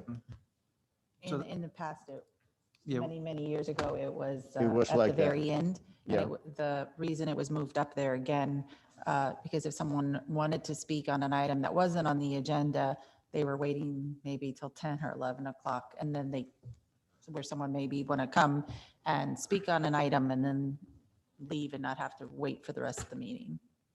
But that's there again, that's whatever the board wishes. Mr. Trask, one more time. You're suggesting that we have public comments till 7 PM, and then at 7 PM we stop and we do the business of the day? So I'm suggesting that we put the public comment where we've had it in the past. And so it's not down there where it is in number 9. It needs to be moved up. But you're just going to start your meeting at 6:30 and you're going to go until 7. However, whatever you get through in that 30 minutes, but then you're going to stop and you're going to move into public hearings and you're going to return to what you haven't finished. So yes, I think public comment should be at the very beginning of the meeting, Uh-huh, like it is right now. okay. Yeah. So it needs to be moved up in that order of items under that 2-122. And then we'll come back before the commission comments? In that's something we're looking for your direction on. It usually is the last item. So whatever public comments that were not completed because we went to public hearings at the beginning of the meeting, we would pick up at the very end. So I would think they would be before commissioners' comments. Okay. We would give the public the opportunity to speak before we speak. Okay. I think the one place we're missing on here is presentations. Another thing. So They've I been think eliminated. they're missed a lot of times, for instance, a presentation of the yearly library or the art committee or a presentation put on to do. We got to figure out somewhere in this scheme of things where we're gonna put those. And I think we got to account for that in this as we're doing this. Because a lot of times, if we can think back of our presentations, of people who are making them, we have to consider that in our time. If we make a 7 o'clock time, and the public comments are as they've been lately and stuff, you're never going to get to the presentations, and they're going to be somewhere down the line and stuff. So that's one thing, as you're looking at how you're setting up this agenda and the timing, we got to remember. You may want to do the public hearings at 7:30. I mean, we just gave you a time as a suggestion. That maybe 7:30 would be more appropriate. Okay. So you let us know. Mayor? And the presentations can be included with the miscellaneous action items right after that? Or right in there? I would say that the presentation should be like at the end of the meeting, because I mean, there's times where we would have presentations that go on for 2 hours and we can't get to the business of the day because we went through 4 presentations that night. Generally, the presentations are presented by staff as well. So I would rather get the public out to speak before they feel discouraged and want to leave. So I would say it would be number 8 with miscellaneous action items. The presentation should be on the back side of the agenda. Okay. Commissioner Donovan? Thank you, Mayor. Yeah, I definitely think public comments on items not on the agenda should stay the same as they are right now. I think it should be done as early as possible. So I would move it from number 9, I guess, how it's being presented to us right now. As far as the public hearing, I'm okay to set a time because I think that'll encourage, more public comment, but I don't think it should interrupt whatever we're working. Like, if we're still on public comments for items not on the agenda and it's 7 o'clock, I don't think we should say, all right, hang on, it's 7 o'clock. Save your public comments till after this and then start with all our public hearings. I think maybe we could phrase it or get creative of saying, hey, our public hearing is going to start at 7:30 or as close to 7:30 as it possibly could be, depending on how the items are. That way, if, 7:26, we're not going to start another item, obviously. But I also don't want to interrupt something that we're already discussing or that a resident may be there to discuss just because, okay, it's 7:30, time's not permitting. Obviously within reason. I mean, if it's going to be something that's going to take, if we say the public hearing's at 7:30 and we're working on something we know is at 8 o'clock, it's going to go till 8 o'clock or something like that, then yeah, we can stop it and do the public hearing. But I really don't like the idea of interrupting, different items, just dead stop, wait your turn now in line for this public hearing. I think as good of a job as we possibly could do, I think we need to keep it to around 7:30, but I don't want to interrupt everything that we're working on just to cut and dry, say, hey, let's move on. But I also think our meetings are long, right? I think, 9 times out of 10, our meeting length is because of us as a BOC rather than the way that the agenda is ordered. So, I mean, I'm happy to discuss it. I think we can be more efficient with it. I like the idea of the public hearing time, but I think we need to do a better job of the BOC is in keeping our comments concise than necessarily, hey, there's too much on the agenda. Are you saying to have a time limit of the BOC comments? Is that what you were suggesting? No, not necessarily. I mean, I just think we've seen it by now. I mean, this BOC's nature is to have 6-hour meetings. We're going past our 11 or cutting meetings short every single time. But I mean, that's on us as a board more than it is on staff. So I mean, we can get as creative as we want, and I like the idea of having all the public comments we possibly can as early as we possibly can. But I think to a certain extent, it's on us as a board. I mean, we've had a couple agendas now. We've had agendas where, there's not that much work to be done, but we're still not getting through it. So I think that's our fault.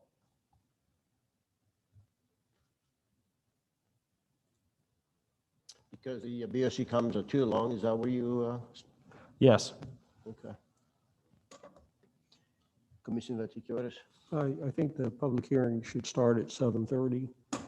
And that should give an hour for public comments and whatever else we've got going on for an hour from 6:30, 7:30, you're looking at 10 to 15 people that could speak within that hour if that's all public comment. That's a lot of people. I don't know, I know we've done that, but sometimes it depends on whether people ask others for their time and things of that nature. The staff presentations, the city manager and I've talked about staff presentations before. And the one thing that, let me just say first, on presentations, we have just presentations that are only staff, and we have presentations that are by visitors that come here, the Army Corps, perhaps the PSTA people, the hospital people. I know we've got one coming up with sea level rise that's going to be coming up to you here pretty soon. They're not staff presentations. These are presentations by people coming. And so I'd hate for the presentations to be put on at 11 o'clock, and somewhere there needs to be some earlier accommodation for those, perhaps after those special ones that involve outside presenters come up after the public hearing. For example, I'm not sure the city manager could think about that a little more, or city clerk and city attorney, but I think there ought to be some consideration for that. The staff presentations, I know sometimes they can be very, very long, and most of the time I kind of know what's in them already. Sometimes we get it in the backup, and so to what's ever in the backup, and then we hear it again, I think basically takes up a lot of time. If the presentation isn't in the backup, this is just a novel idea, and perhaps we should give this a little more thought. Perhaps the staff could record the presentation, and then we could actually listen to it prior to the meeting, and also the staff give some abbreviated part of that presentation rather than the full presentation that they would get.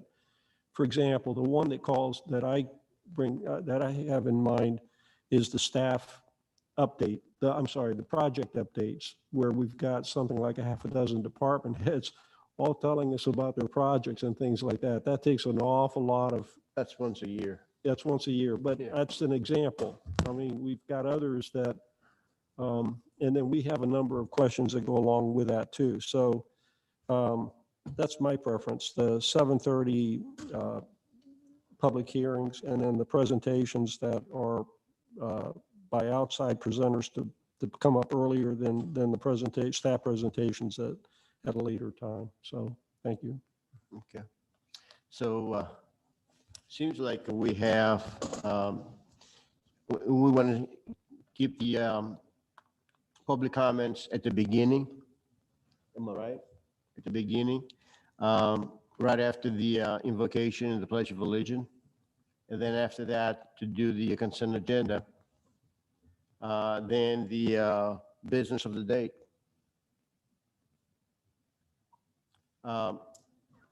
Mr. Trask, clarification, the business of the day, is that including the, not only the public hearings, but the ordinance and resolutions? So at 7:30, we would start the public hearings, and then it would be followed by resolutions that don't require a public hearing before we go into the presentations, either by staff or outside, Yeah. and then go into commissioners and staff comment unless we were not able to complete those items before 7:30, the consent agenda or special consent agenda, everything would move down. But so it would all depend on, what was happening before 7:30. But to answer your question, the business of the day that I talk about is public hearings. That would be followed by resolutions that were not public hearings, and then the presentations as has been suggested before commission and staff comment. Okay. Mayor Mouth, or Sure. if we don't have the initial part of the meeting go all the way until 7:30, where the public hearings would begin, I know maybe the natural reaction would be, well, we can start the public hearings earlier. That's given that everybody's here. No, we don't do that. We would not start be at doing, 7:30? no, we would start public hearings at 7:30 because that's what we're telling the public that we're going to do. Right. So we would not start it early. Right, Yeah. so if there's some time between the end of what we're doing and the public hearings, perhaps if there's an outside presenter, we can squeeze that presentation in at that time, if something like that is scheduled. So that's going to be the direction of the mayor. If you're going to have a gap, you can either go to the And agenda item actually following the You'll have public to hearings. that. You'll You have the can adjust to flexibility? that, yeah. Okay, that's fine. Depending on what time that we have, if it's a gap, that we can actually fill the gap with something else. Okay, Yeah, that's good. this way we can do the business of the day first. Okay. That's all. We can give that a try. Again, I'll bring you some recommendations, but I still think we have an issue. And again, when I'm talking about presentations, I'm not talking about staff. Believe me, we completely revamping and we're not going to get into those things of the staff presentations that go all night. We're completely changed that. I'm talking about a president from the library board's annual report, the art committee's annual report, a citizens group or something that asks one of y'all to talk for 10 or 15 to bring an item to presentation. So when I'm talking about those presentations, we're talking about mostly, we're not talking about staff. These are the presentations that we get that aren't staff. They're usually either our volunteer boards or involves our citizens or citizens groups, and placing them. And, some of our public hearings can go a long time. So you'll just have to realize they could be in the audience 3 hours before they have a chance to make their staff. If it's purely staff or that thing, they can go at the end of the meeting and, we've had them before, they can cut off and go to the next meeting and stuff. But I'm talking about going back in your list of presentations that involves boards, citizens, people that come to you that are giving information to the board. And sometimes if you have to consider having them sit 3 hours. If the public hearings are heated and go on a long way, you're just gonna have to think about that. I don't mind telling them whatever you want to tell them, be here whenever. You may be on at 8, you may be on at 10, but it's those people. I'm not concerned about the staff ones. They can go last. So as we're thinking and finalizing them, we just need to think a little more on those type of presentations that we have. So if you look on your agenda, you have some coming up. And also we got upcoming library board, upcoming art board. We got the one Commissioner Batakilda's talked about. Obviously that one won't be by the time we finalize these regulations. So we'll probably get all those in before this ordinance is passed. But we have to think about after that, how we're going to do with those type of presentations. Mr. Licorice, in some meetings, we have 3 and 4 presentations. Mhm. If we can schedule that in a different way, that we can have 1 presentation per meeting. And that way, we don't have, and allow 10 minutes for the presentation.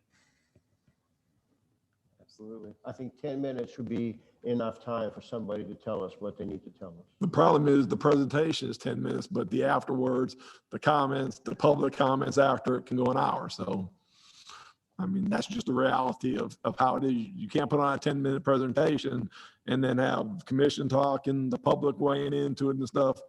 They're not going to end up being 10 minutes, but it's just something to consider as we're finalizing these things. Okay. I think we need to try something different because we're not, the business of the day, they don't get done. And we'll have people complaining about that. Mayor, I'm not sure, to be honest with you, what we would call consensus on this one. And maybe it would be smart to let the city manager, city clerk, and city attorney work on this one a little bit more. And then come back with us with just those specific things that we talked about, the things that you talked about. I appreciate the fact that you would have flexibility in that. I know that Pinellas County does that. They can move things up and down. And we've done it in the past. Yeah. So, Yeah, I think it is a little bit more work. Not a problem. And also, does anyone have a problem with adding the protocol for quasi judicial? I think it's good to have it. I think it's a good idea to have it, and thank you for doing that.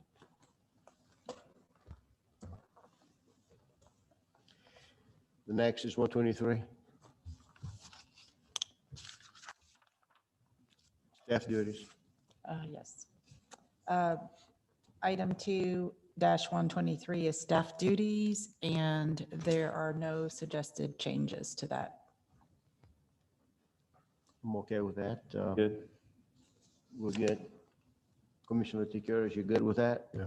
Yes, sir. Okay. Next, 124. 124 is modifications, and we just changed the word addenda to an addendum. Okay. I'm okay with that. Good. Next one. 125 is the distribution of agenda packets, and we move there again just to update the section, shall be delivered to, is made available, because at one time it was delivered to the commission. And we added or electronically, because now it is provided electronically as well. Yeah. And we removed that a copy or a packet is given to the chamber and as well as to the franchise cable company there again, because it's electronically. Okay. I'm okay with that. Commissioner Tikaris, you okay with it? Yes. Yes. And we're not going to Division 3 meetings, 131. This is the time of meeting and duration. In this section, in B, we removed the section that says, in the event that action on any particular agenda is not completed by 11 PM, the meeting shall be continued to 6:30 PM on the following day. And we just added section C, which was already in section section 2-140. We just put this in under this section now for the continuance. And basically it's stating that it would be to whatever date that, to a date certain. So therefore, if something did get postponed, we wouldn't lose that on advertising. Good. We've been doing that, so nothing really is new. Any comments? I've got a comment about the start time. I mean, is it possible to start it sooner? I mean, I would suggest 6 o'clock as an earlier start time, just for how our agendas have been running. You know, Vice Mayor, I was thinking about that. The reason that I didn't say anything about suggesting change the time is because people that working out of town, if they be here on time. For me, we can start at 5. I don't have an issue with that, but you work out of town. You think you'll be able to come? Yeah, it's twice a month. I can make a commitment to arrange my schedule to not have anything late Okay. in the day on the Tuesday of a meeting. Yeah, I think it makes sense. Commissioner Donovan. So we start from, are you suggesting from 6 to 10:30? Yeah. 6 to 10:30. I'm good to start it at 6 personally, but I think we need to be mindful of future boards. I mean, how often is this going to be, gone through with a fine tooth comb? Because even though it might work that we can all get here at 6 o'clock on a Tuesday, maybe when there's turnover on the board, somebody works in Tampa. Good luck getting from, Tampa to here from 5 to 6. Yeah, and the other thing we have to be concerned with is the public to be able to be here at 6 instead of 6:30, because they have to work as well. I think when we can, like, I think for work sessions and special sessions, I like tonight, for example, 6 o'clock, I mean, that was no issue. But for the regular sessions, I just don't know if we would be setting a precedent where people wouldn't be able to make meetings in the future. So I'm personally good with, with it at 6, but I just don't know if we want to go down that path. So the city clerk said it would be reviewed annually. So if it does need to change, it can be changed, just like any of the changes that we're recommending tonight. But Commissioner Tikaris? I think 6:30 is fine. Again, I think it would be an imposition on the residents for, I think you mentioned commuting time and getting home and checking in with the kids before they came to the meeting and things like that. I'm fine with whatever time, but I just think that 6 o'clock is just pushing it a little too early for the community as a whole. We, Mhm. we do have a good portion of our community that works out of town rather than, well, you did, Mayor, you know what I'm talking about, so. Mhm. I mean, if you knew you were going to be here for a certain time, you could plan your day to be here at 6 o'clock, but many residents, they might hear about an agenda item 2 days earlier or something like that, and they did not make any plans to get off earlier that day to get here at 6 o'clock, so I think 6:30 would be fine in that regard. I do have some other comments on this section, though. One more, just for clarification. If somebody gets stuck in traffic, the commission gets stuck in traffic, is that considered to be absent No. or late? I'm sorry, I didn't hear the question. Would it be And considered what? If a commissioner gets stuck in traffic and is late to a meeting, is that considered to be absent or it's going to be late? Well, I would assume that it'd be late. He would come, he or she would come in and we'd acknowledge in the minutes the time that they would arrive, they had arrived. That is correct. Yeah. In the minutes, we acknowledge during what item they Yeah. arrive. Okay. Commissioner Yeah, Tikuris. that's, I prefer to keep it at 6:30, but I do have some other comments on this section if we can, and Since we're talking about time, I heard that it was an appetite by changing the work sessions to 6. You okay with that? Yeah, I'd like to change the work sessions and special sessions to 6. Okay, I'm okay with that. Yeah, absolutely. I'm Commissioner Tikuris, we're still talking about the time, 6 o'clock on the work sessions? the decision-making meetings would be at 6:30. Yeah. That way we'll make sure the public will be available. Okay, continue, if you would. Okay, I did a little research on this with the help of the city clerk, public comments during work sessions. And the ordinance that what we have right now, 131, I think was approved sometime in the early 90s. Is that correct, that we discussed? In 1990, that section was added. Yeah, and there's a little history. I know the players involved. I think Mr. Shoemaker was the city manager, and there were some other issues with it.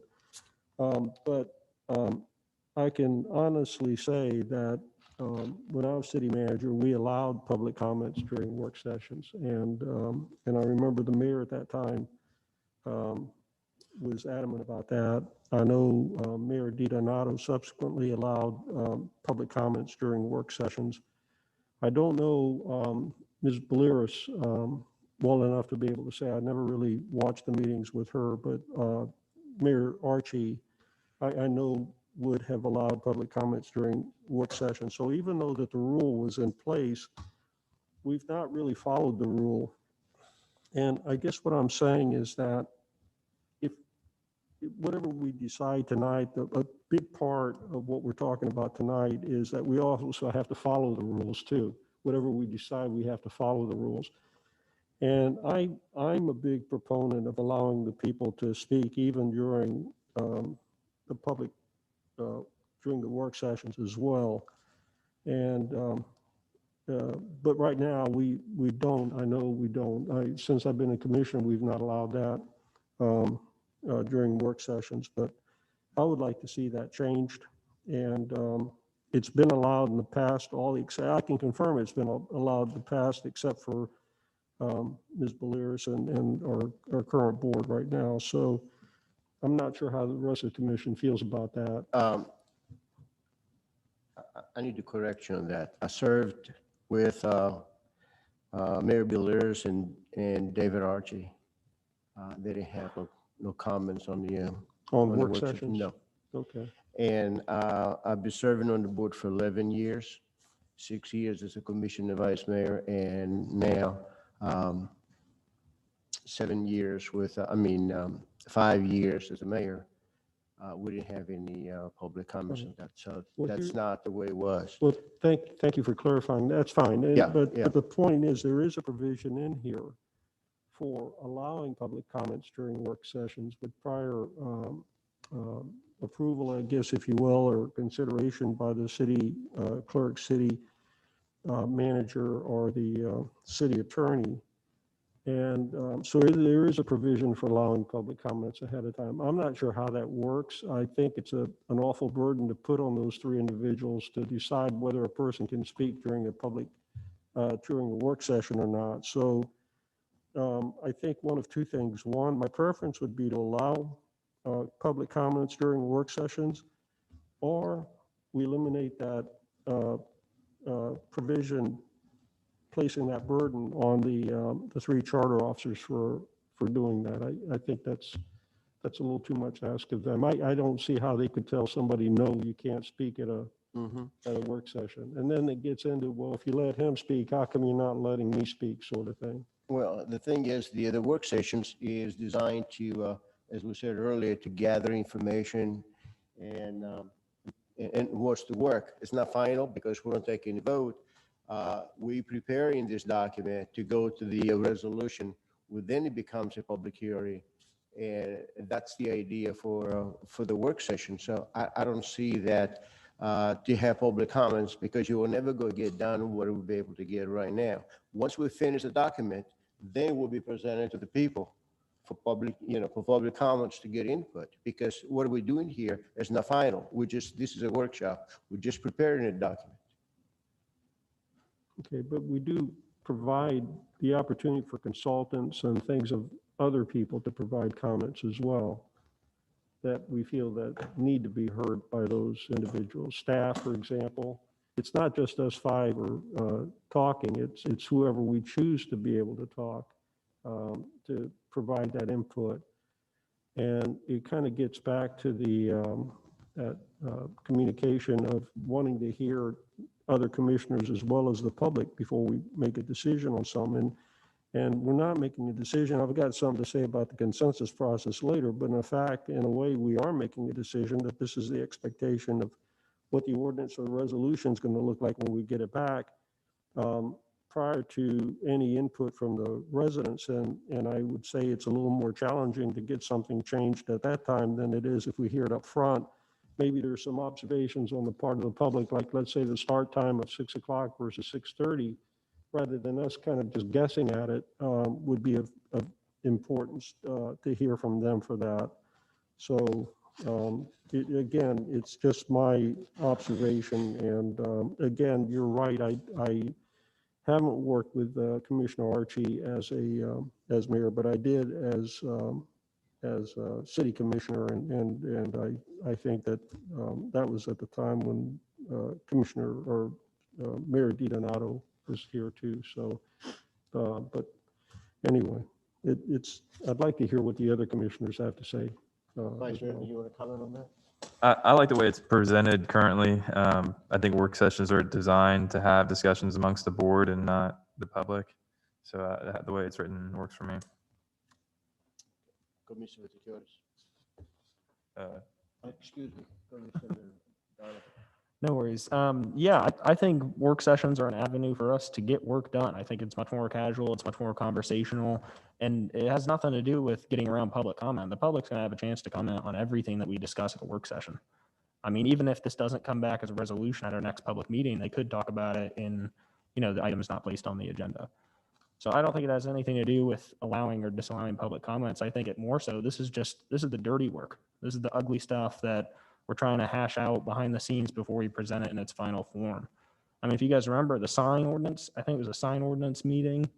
We had probably 3 or 4 work sessions go their full length of time. I mean, we probably sunk 16 hours worth of work into it before it actually ended up coming and being presented as a first reading ordinance or an agenda item.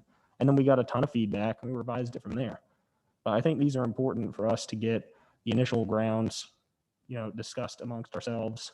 And again, nothing that we discuss up here in any form is something that's not going to have the chance for public comment.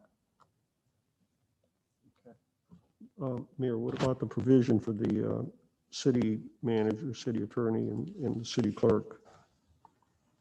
Unless prior arrangements are made through the city manager, city clerk, or city attorney for public comment. It doesn't say public comment in that, like it's necessarily, it would be more like you're talking about experts or someone that would be coming in to speak, right? Is that what you're talking about? Yeah. Like if you need an expert that you need to invite, Right. that's what it's talking about. Okay. All right. That's fine. I'm not going to pursue it any further. I think that many of our residents are experts in certain things. I know the Chamber of Commerce president is an expert in local business, and I think would have a big say on something like this, and perhaps she could make an arrangement with the city manager, city clerk, or city attorney ahead of time. I'm not sure. I guess there's, that's fine. Thank you.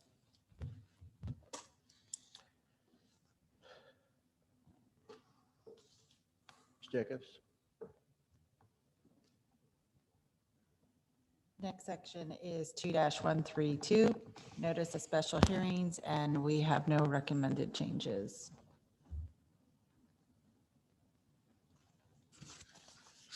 Vice Mayor Carr? Hey, can we do something, city manager shall use local president? Can we do something where we utilize social media or something, I mean, update the times? I think that might be a good idea to post it, a requirement to post it on social media if it's whatever that is in the future. I know that's a lot of people were able to get information that way. That would be the only suggestion I have. I'm okay with that. Yeah, I'm good with any social media announcements, but I don't have any other comments. Commissioner Vatiqueros, I don't have anything. you okay to put it on a social media? Yeah. Thank you.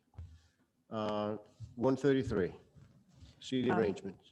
Basically, we just, to clarify that the seating arrangements are for this, for the auditorium here on this dais. And we also changed there again, just to update, Mayor Pro Temp to Vice Mayor.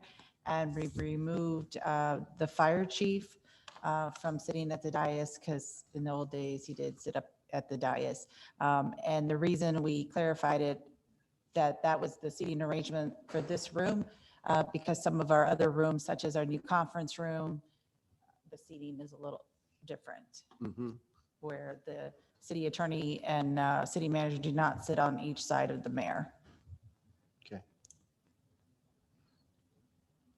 I'm okay with that. You want the fire chief to come back? That's up to the board. I'm good with it. Commissioner Donovan? I'm good with it as it's presented. Commissioner Vatiqueros? Up to you, right, Mayor? I'm okay with it. Yeah. Next is 134. 134 is the invocation, and we just updated to include that the city attorney at times gives, or the majority of the time gives the invitations, especially now, and that it's done only at a regular session. I'm okay with it. It's something Same we've been thing, it's doing up to you. anyway. Yeah. But yeah, we're good. We, 2-135 are the minutes, and there's no recommended changes. okay. You okay with the minutes? Okay. I'm okay. Okay. Next section is 2-136, point of order, and the only, we added that all meetings are subject to Robert's rules, because that by referendum now is in our charter, noting it. Okay. I will ask our city attorney to give us an explanation on the point of order. The point of order is when one commissioner believes that another commissioner has moved forward on an agenda item that is not following the rules directly. And so that gives the commissioner an opportunity to have that addressed before the item is continued to be discussed or presented. And that you, as the mayor, get to determine whether or not that point of order should be sustained. And in the old terms, they would just, the mayor or chair would say that is point of order has been well taken, which is basically means sustained. If the remainder of the commission believes that you have not handled it appropriately, that there could be a question, and the way it's discussed here is that the question should be raised by the commissioner, shall the decision of the mayor be sustained? And if there is a majority that you should be overruled, then that's exactly what would happen. So there's a two-step process if a point of order has been raised. But it's basically to address an issue that one commissioner believes that the rules are not being followed properly. Okay. Um, Is that by consensus or by vote? It would be by vote to overrule the decision that you have made. Mhm, Yes. by vote. Okay. Any questions? No. Everybody's good? So I have some. Oh, you got? Yeah, I do. I know we added it to the charter and now we've added it to this section that we're following Robert's rules. And there's more than one point of privilege, point of information, and we're not, I know the point of order is included in this, call to question. There's a number of other actions that you can take through Robert's rules. We're not prohibiting those, is that correct? No, we're not prohibiting anything. Okay. Yeah. In Robert's rules, and maybe this is the appropriate section to discuss this, in Robert's rules, I don't know that there's any flexibility that the way we've done it in the past, again, all I'm like is to get some clarification and whatever the rule is, we follow it and not change it to perhaps give the wrong kind of perception. But when we begin on an action item, sometimes we've had discussion first and then we've asked for a motion. Or we've asked for a motion first and then we've had discussion. My reading of Robert's rules is that you ask for a motion first and then you have a discussion. This is one of the items that we'll go be talking later. Is that correct? Yes. What item is that, Mary? I don't know which one it is, but we haven't got to that yet. 2-157. What is it? 157. 157. 5-7, okay, thank you. It's there, though. That's We haven't fine. got to it yet. Okay. Mr. Trask, do you think we should include the calling the question or not? Shall we include that? Yes. I don't think it needs to be addressed here. As long as we're saying that we're going to follow Robert's Rules of Order, then So that then covers everything. that would be sufficient. Yeah, no, that's why I'm okay with the way it's written. I'm not trying to change anything. I just want to make sure that we're not cutting anything out. Okay. Everybody's okay? We're good. 2-137 is waiver of rules, and at this time, we have no suggested changes. 138. 2-138 is public comments and preservation of order and decorum. We changed in item B, we changed the word audience to attendance. In C, we added commission or others. And this would, in speaking with Attorney Trask, a lot of municipalities have, where they also added civility, language on civility. That would be up to the board, but this would be the section that it would be covered under if the board shall choose. Ms. Jacobs, I'm glad with the language being included. But also I want to talk about that it's very important to have a public comments for people to express their opinions and the Board of Commissioners to receive the input from the public. However, I've received many complaints from residents that the public comments are taking too long, and this is what we talked about earlier, and not been able to finish the agenda. Their recommendation is that 4 minutes is more than enough time for people to express themselves and to provide input to the BOC. Their suggestion is to eliminate the time donation. So I want to hear from my fellow commissioners what they think about that. Vice Mayor Carr. Are we just talking about the time donation or are we talking about the whole Time number? donation. Okay. Yeah, I don't know. 10 minutes is a lot to talk about for public comment and to get it across. So 4 minutes is concise. A donation of a minute, I think we could maybe reduce it a minute to make it 5 minutes. I would be open to doing something like that, but 4 to 5 minutes, you should be able to get across pretty clearly what you want to get across. So you should have one donation for 1 minute. Yeah. Before 4+1. Yeah. Okay.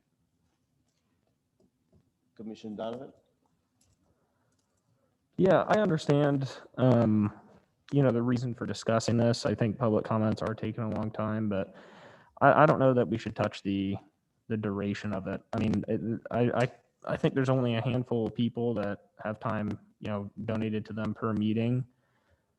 And I mean, if you do the math of, hey, if I'm donating my time to somebody, I'm saying they speak for me, or I want them to be able to get something either to my point, or I believe in them, or what they're saying. I kind of take the donation of time as somewhat of an affiliation.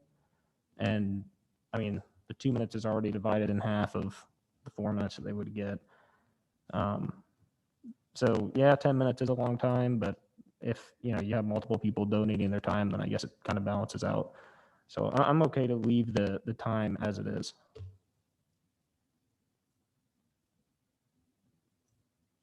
Commissioner Tikares? I think it's fine the way it is with the 4 Leave minutes. it as is.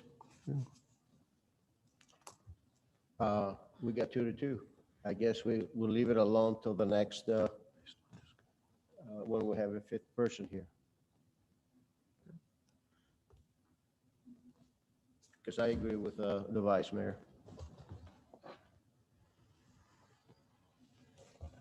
Any other comments? I've got a comment just about public comments in general.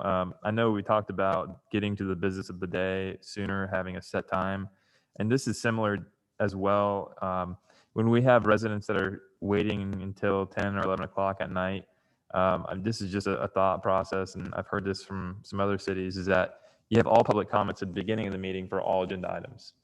So it would just be at the beginning of the meeting, all public comments are given, regardless if it's on the agenda or not on the agenda. And then at that point, the board goes through and answers their own questions, staff questions, so you don't end up going to the public after the beginning of the meeting. And then the individuals that spoke can go home and not have to wait 3-4 hours to speak at that time too.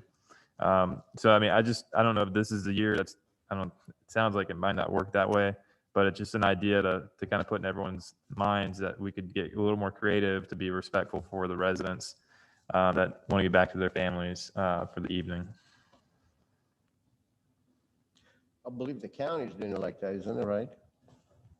So you would not be able to do that for quasi judicial hearings. You absolutely Right. could not, because each party would have the opportunity to cross-examine witnesses. And if they were to show up at 7:30 for a public hearing and the public comment took place at 6:35, they had no opportunity to hear the comment. They had no opportunity to cross-examine.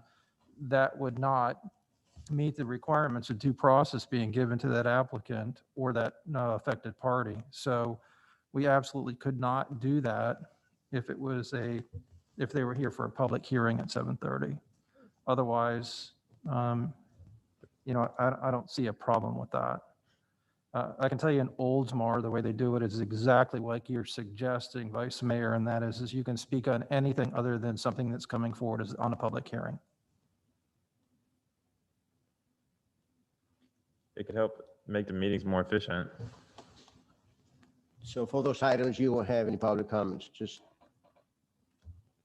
Anybody could speak on any particular agenda item in the beginning of the meeting. They just could not speak on any item that was going to be considered at a public hearing. That's what I'm saying. And Attorney Trask, isn't there some type of language that the city of Oldsmar uses or notes at the beginning on the agenda, or? The way that it's handled in Oldsmar is that the mayor makes a comment at the beginning of the open forum, the citizens' open forum, and he advises the public, you have 5 minutes to speak. They allow 5 minutes in Oldsmar, and you can speak on, just like I suggested, on any item other than an item that's going to be heard in a public hearing. and he requests them to hold their comments on those items to when the agenda item is called. So it's actually a statement that's being made by the mayor at the time when Citizens Open Forum is started. And we would suggest that if you wanted to go down that path, that's what we would suggest, that you would make that announcement. How does it work? It works okay there? It works very well. Okay. Yes, works very well.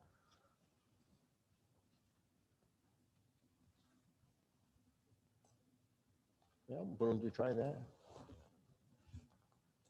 Commissioner.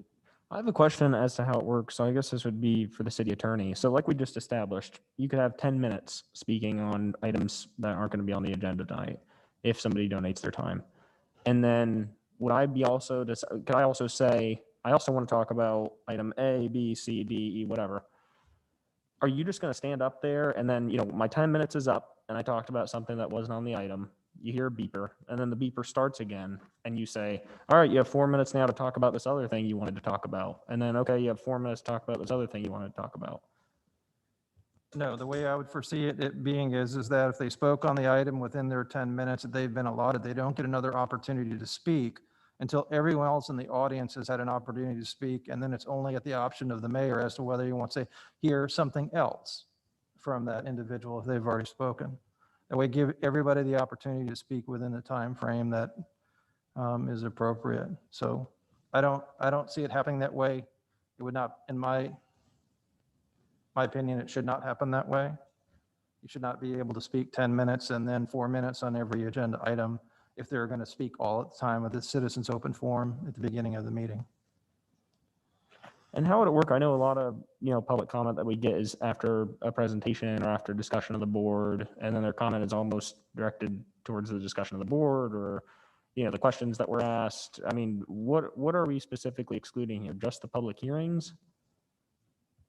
Yes, you're giving them the opportunity. It's not that you're excluding them. You're giving them the opportunity that if they want to speak, so before the beginning of the meeting, that they have that full time to do it about anything on the agenda, and they could go home. They could also stay for the meeting, give their 4 minutes or 5 minutes on whatever they want to speak about, and then speak at every agenda item too. It's just an option that you're giving them at the beginning of the meeting, that they can express whatever opinion that they want. They don't have to wait. So. Okay. So it's not skirting any of the future public comments. So like I could have that time, do that time, and then on item number, 5, I can get back up and have my 4 minutes.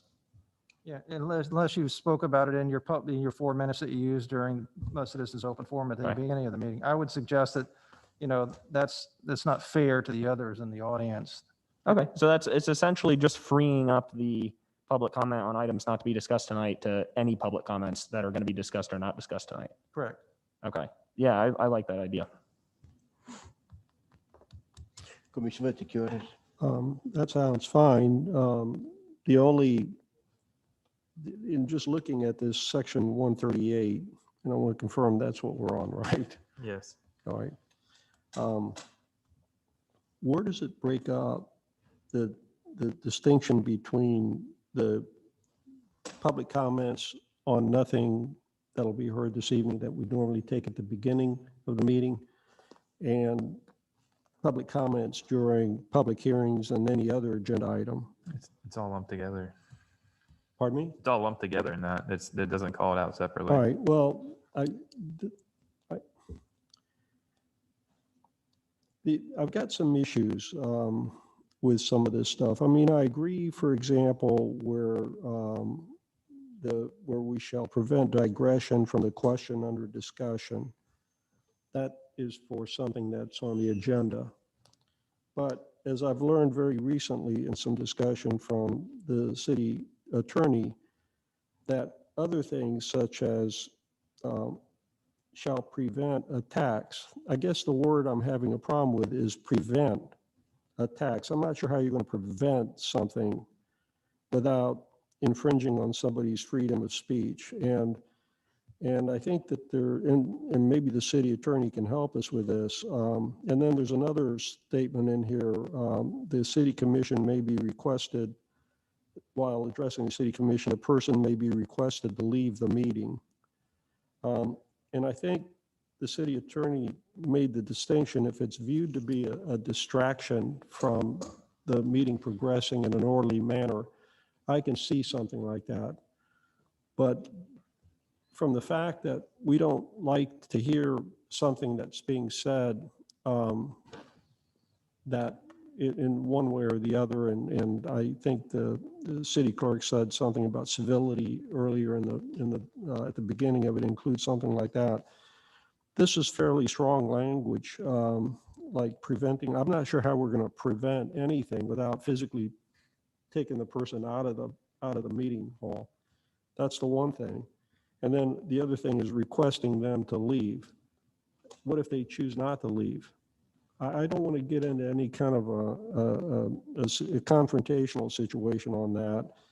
And do we really have a right to ask of that of a person? And I guess I don't want to wait until we get into a situation that actually tests that before we actually find out that whether we have the ability to do that or not. Maybe the city attorney can help us with that, at least explain something along that line. The distinction between the items that are on the agenda and the ones that public comments at the beginning, where a person can speak on anything that they want that may be relevant to the city or whatever. Mr. Trask? I thought I answered that question earlier about, someone speaking on it during citizens open forum or at the agenda item itself. If they talked about it in the beginning of the meeting, they should not be able to talk about it again. No, I'm talking about the demeanor. If they get to be boisterous, if they get to be somewhat crass, They can be boisterous, they can be crass. We just need to make sure that they're not fighting words, that doesn't cause a disturbance, and we can actually get our work done, because we cannot get our work done here if we have someone that is, too loud, screaming, waving signs in the middle of the room or whatever. We'll have to either stop the meeting completely or okay, ask them to leave. But people So- have the right to speak loudly when they're at the podium. right. Yeah. And who makes that decision? At this point, it's the mayor. He is running the meeting. Okay. Yeah. And Mayor, you're comfortable with that? Yes, I am. Okay. Well, I think it should be no problem to have respect and professionalism during the VOC meeting. Comments like slanderous remarks and insults and stuff like that, I don't see that as necessary to have a professional meeting. But what I'm getting at is they may Yeah. very well have a right to say it, is what I'm getting at. I mean, there's some fairly I broad don't think a latitude. person should cuss you out, Should what? to cuss you out. Should be cut off? Cuss No. out. Huh? Curse words or cuss Cuss out. words. Things like that. Oh, cuss words. Cuss words, Okay. yeah. And I don't think that's something that we conduct in business with anywhere.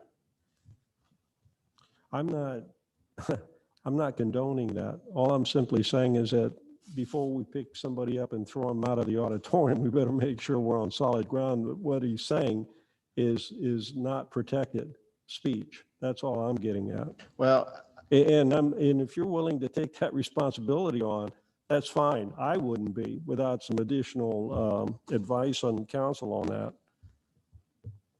I mean, but that's up to you, Mayor. I don't think people should be allowed to do personal attacks. Okay. Yeah.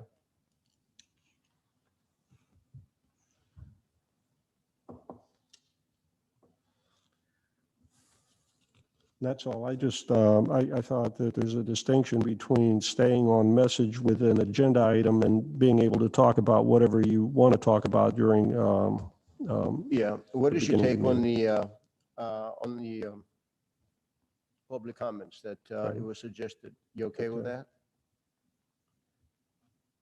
say that again, please. It was suggestion here on the public comments by, who made that? It was you, I believe. wasn't it? Yeah, are you talking about at the beginning of the meeting? Beginning of Oh, the meeting. Yes, that was me. You have the public comments at the beginning of the meeting. Yes, we're going to do that. That's not changing. No. But what I'm getting at is that these provisions that we have in here, for example, there's a provision on there that says shall prevent digression from the question under discussion. And I don't, it's fine, Mayor. I just think that this thing is kind of convoluted, given the experiences that we've had recently, but that's okay. I mean, I don't like it, but I'll defer to the majority of the commission on this one. So. We'll move on, 139. Mayor, if I could real quick, I'm sorry, before we move on. I didn't know if we were done with this item or not when I last made a comment.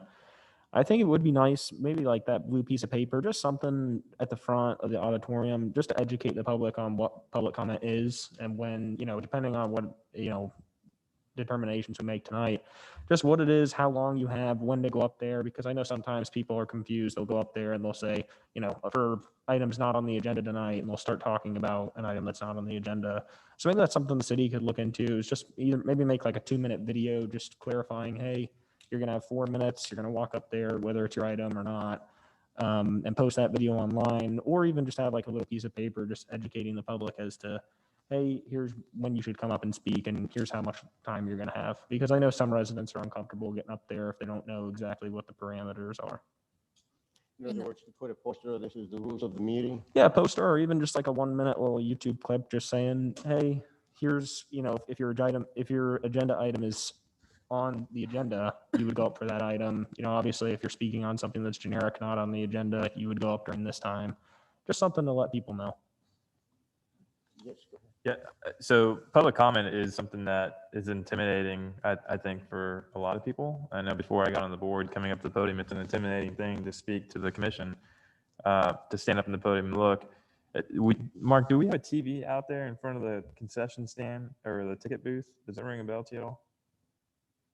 I thought there was a flat screen TV out there somewhere in the hallway. But yeah, any way we could educate the public that there's some type of, this is what the time you have, this is what you can do, because it's the first or second time here. I know people fumble over each other or fumble over themselves easily. So however we can do that, I think we need to support that and try to figure out how to encourage it. There's some history on our old website. There used to be, which probably needs updating, but there used to be a resident guide, which included all that information. I would have to check in and see if it's on our new website, and but it would explain the length of time you had and such that Commissioner Donovan spoke about. Good idea. Okay, it's a good suggestion. 139. Board and staff comments, we have no suggestions. Vice Mayor Carr, No comment. Commissioner Donovan, I'm good with it. Bishop Etiquetas. I have one.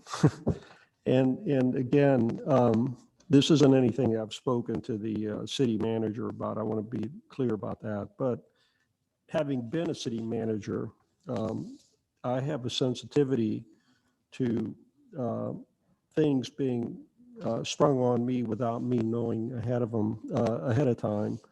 And for example, I would like to see some kind of consideration be given that would keep a commissioner from introducing an item during board comments and seeking consensus that incurs work on the part of the staff without first obtaining concurrence from the city manager concerning that matter.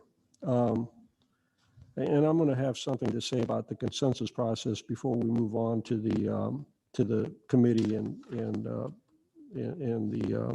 board comments, the volunteer board comments.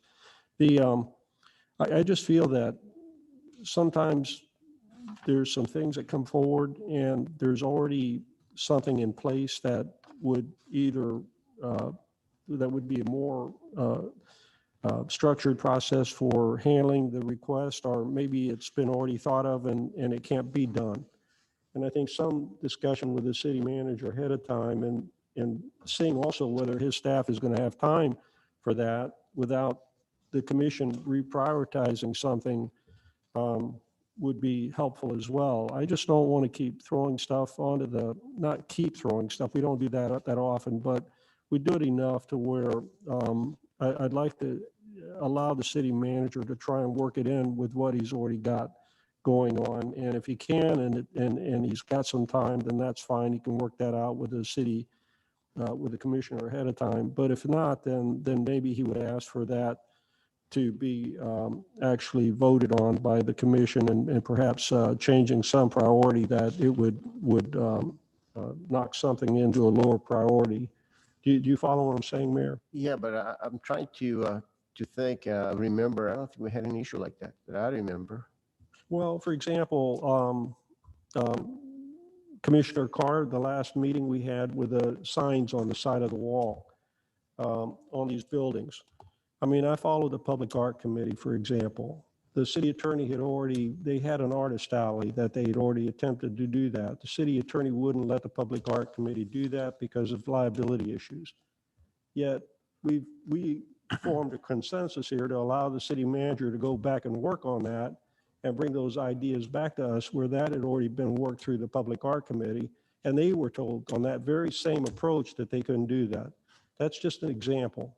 That's all I'm saying. And one example is enough to where if we had some process, it would prevent other ones from happening in the future. That's all. I mean, I was aware of that, but I'm not going to get into an issue with another commissioner over something like this. But it's just a thought. And I think again, I haven't talked to the city manager about it. I don't know how he feels about it, but as being a city manager once, it was very important to me to manage my workload and my staff and not have anything sprung on me that I'd have to give them Wednesday morning, something new that they'd have to start working on, in addition to what they've already got working on, what they're already working on. So.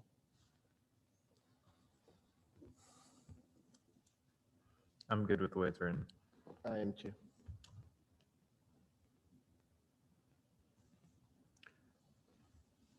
I'm good with how it's written. I just for justification, I mean, just like we don't want to censor any public comments, I don't want to censor board comments. Board comments is that time designated to each board member where they can bring up whatever they want to bring up, whether it's, a recognition of somebody, praise, anything. I don't want to tell the public what they can and can't say. I don't want to tell the board what they can and can't say. Yeah. Well, again, if a board member has any idea and is asking the support of the rest of the board members, and then we asking Mr. LaCourse to look into it, Mr. LaCourse can always come back and says, listen, I looked at it, but there are some concerns here. We need to discuss that. So I don't see there would be an issue, in my opinion.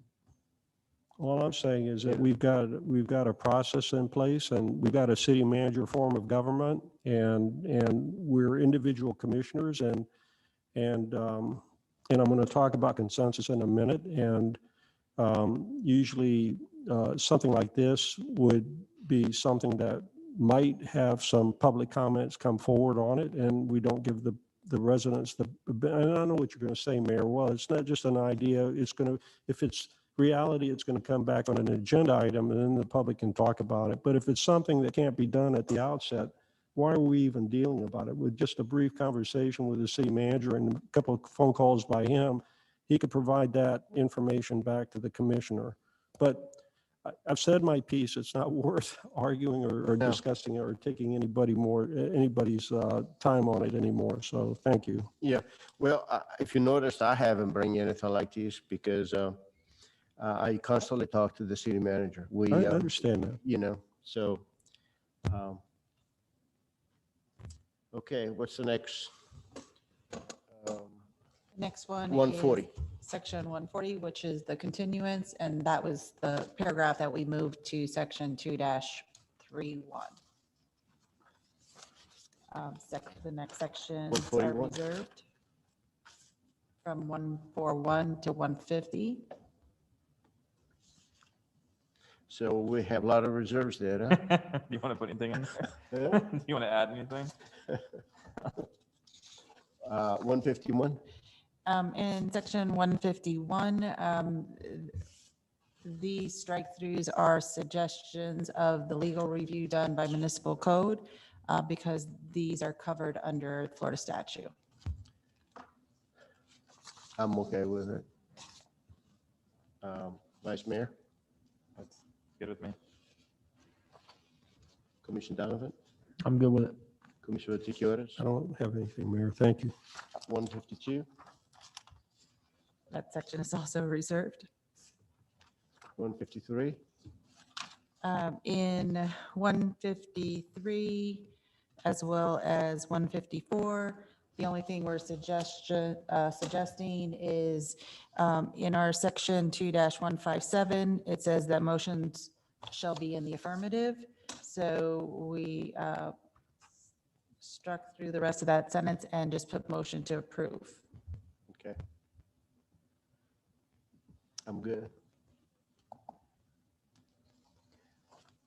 Commissioner Tikeres, I'm good with it. okay. 154, resolutions, That was the same. We just added motion to approve, so it could be in the affirmative. 155, 155, we added the word resolution because elections can be called by resolution. And we updated the change in name from occupational licenses to business tax receipts. okay. That has been changed for a while, isn't it? A few years. Yeah. Everybody's okay with it? Commissioner Tikeres, you okay with that? Okay. 156 is reserved. 156 is reserved. 157, motions. In this section, because the first sentence has that it's in the affirmative, we remove the word deny, and we And table. and made it table. singular, just that it is, and change the correction of the name Mayor Pro Tem to Vice Mayor.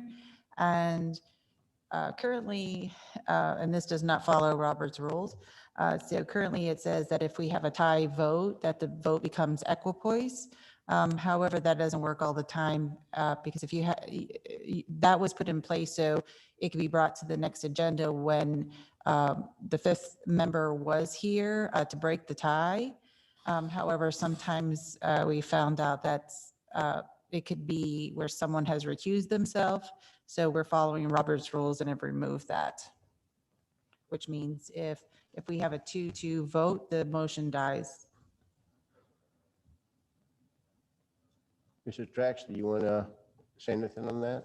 Yeah, I think that this is a good change, and, because I can foresee this, if you're going to bring it back to the next regular meeting and you have the same individuals there, you're going to have the same vote each and every time. So you're never going to be able to move forward on that particular agenda item. So it's my recommendation that this sentence be removed. I've never seen anything like it before. It's not in any other code. Okay, Yeah, so I don't know how it got in there, but my opinion is it should be removed. that's a good time to correct it. I'm okay with it. Good with that. Commissioner Tikeres, you okay? Huh? I'm fine. Yeah. It's like City Attorney Trask comment. He's never seen anything like that. For Tarpon Springs, no one should be surprised about that. So thank you. Are you- No, I have nothing. Thank you. 158, We have no recommended changes. you good? Commissioner Tikeres, you good with it? 158. Right, we're on 157 now, right? We're on 158. 158, we're doing 158. Well, I had a comment on 157, Okay, and this was the one that we talked about the motions. Is that correct, City Clerk? That is correct. Okay.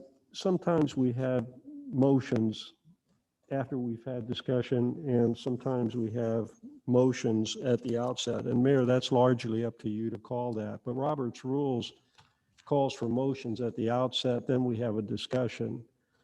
And I don't care which way we do it. I mean, Robert's Rules is Robert's Rules, but if we want to modify that, that's fine. All I'm asking is that we're consistent in the way we do that to avoid some kind of perception on in the public that we're trying to manipulate the process or trying to, for example, ask for a motion and that there is no motion, that squelches the discussion altogether. And on other times, if you have the discussion up front and you don't have a motion, then that's fine, but at least you had the motion. I mean, you had the discussion. And many people are, there is some expectation when an item is agended that, and it's an action item, that there is some expectation of hearing what the commissioners have to say about it. So all I'm asking for is some Well, consistency on that. Yeah, this is something that we already discussed. If you look at the item 153 and 154, it has a Oh, which- procedure on that. Which one? 153 and 154. If you go back to it, All right. and you see the motion is number 6. It's number 5 and down on number 6 for the second reading. For the first reading is on number 5. We're talking about section 153? Yes. Where it has the procedure, general procedure of adoption. Okay. So, You see that number 6, number 5, item is 5 and then 6. And if you come down to 154, procedure of adoption of resolutions, this is on E. well, these are ordinances. I'm talking about anything. Anything, I mean, that, Well, this is ordinances, for adoption of ordinances. I mean, I had an agenda item and we had a motion up front and it almost didn't even get heard. And that's okay. That would have been all right if I'd have known that what that I'm was, suggesting is we use the same format That as would be we fine. have all these procedures. yeah, so the motion would be up front. Yeah, just like it is on the 154, 153 and the 154. That's fine. So we would, how do we do that? Use Just, the same procedure as we have here on 153 and 154. is that going to be memorialized somewhere in these rules of procedure or? Yeah, Can I ask for some clarification? yeah, go ahead. So recently, over the past maybe 8 months or so, the mayor even asking for a motion up front. And I'm assuming it's per Robert's rules. I don't know. A motion and a second, then discussion. But here in 153 and 154, it talks about the ordinance is read, then there's public reading, comments from the city manager, staff, public comments, and then a motion is made, and then a second is made, then the commission comments happen And roll call. and roll call. So I do like the fact that the public speaks before the commission Sure. speaks. I think Yeah. that's an important thing to do. Mhm. So I just want to understand from a motion standpoint, the public would speak before the motion is actually made. Right. Yeah, I mean, that is my preference, Mhm. is have the discussion and the public before we have a motion on an Yeah. item. Across the board, not just the ordinances, but also just non-ordinance resolutions, but things that are action items, that we do that rather than having a motion up front and then maybe not getting a second or whatever, but in any case, stifling that discussion. So Vice Mayor Carr, I think what you're saying, it's already written that way, that we have that discussion up front. Is that correct?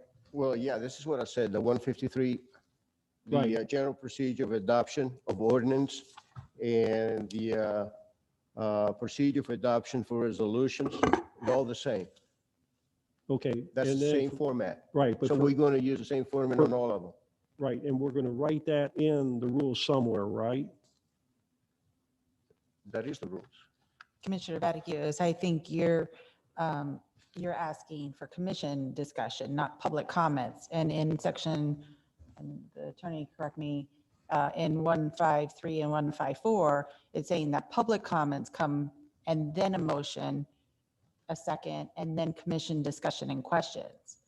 What you're saying is you want, No, well, yes, my preference would be to have the commission discussion and the public discussion before a motion.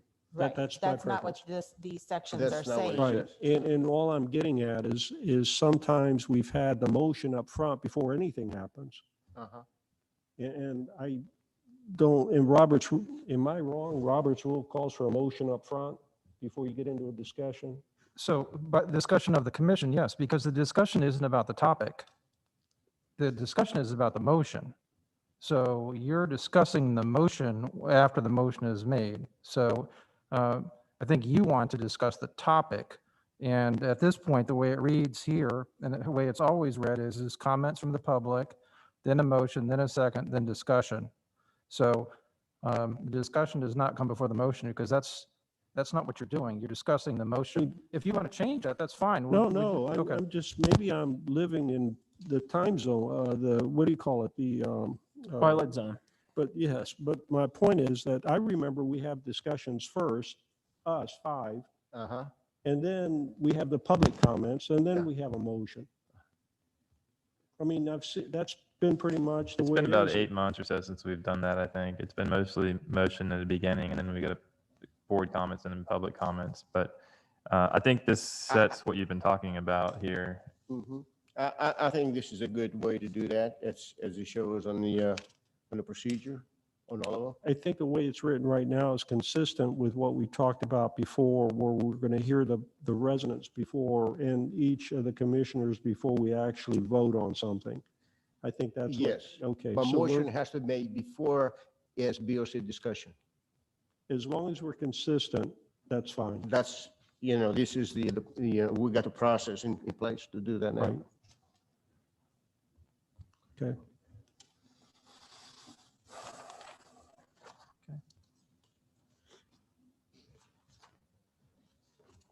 So we were on 157, right?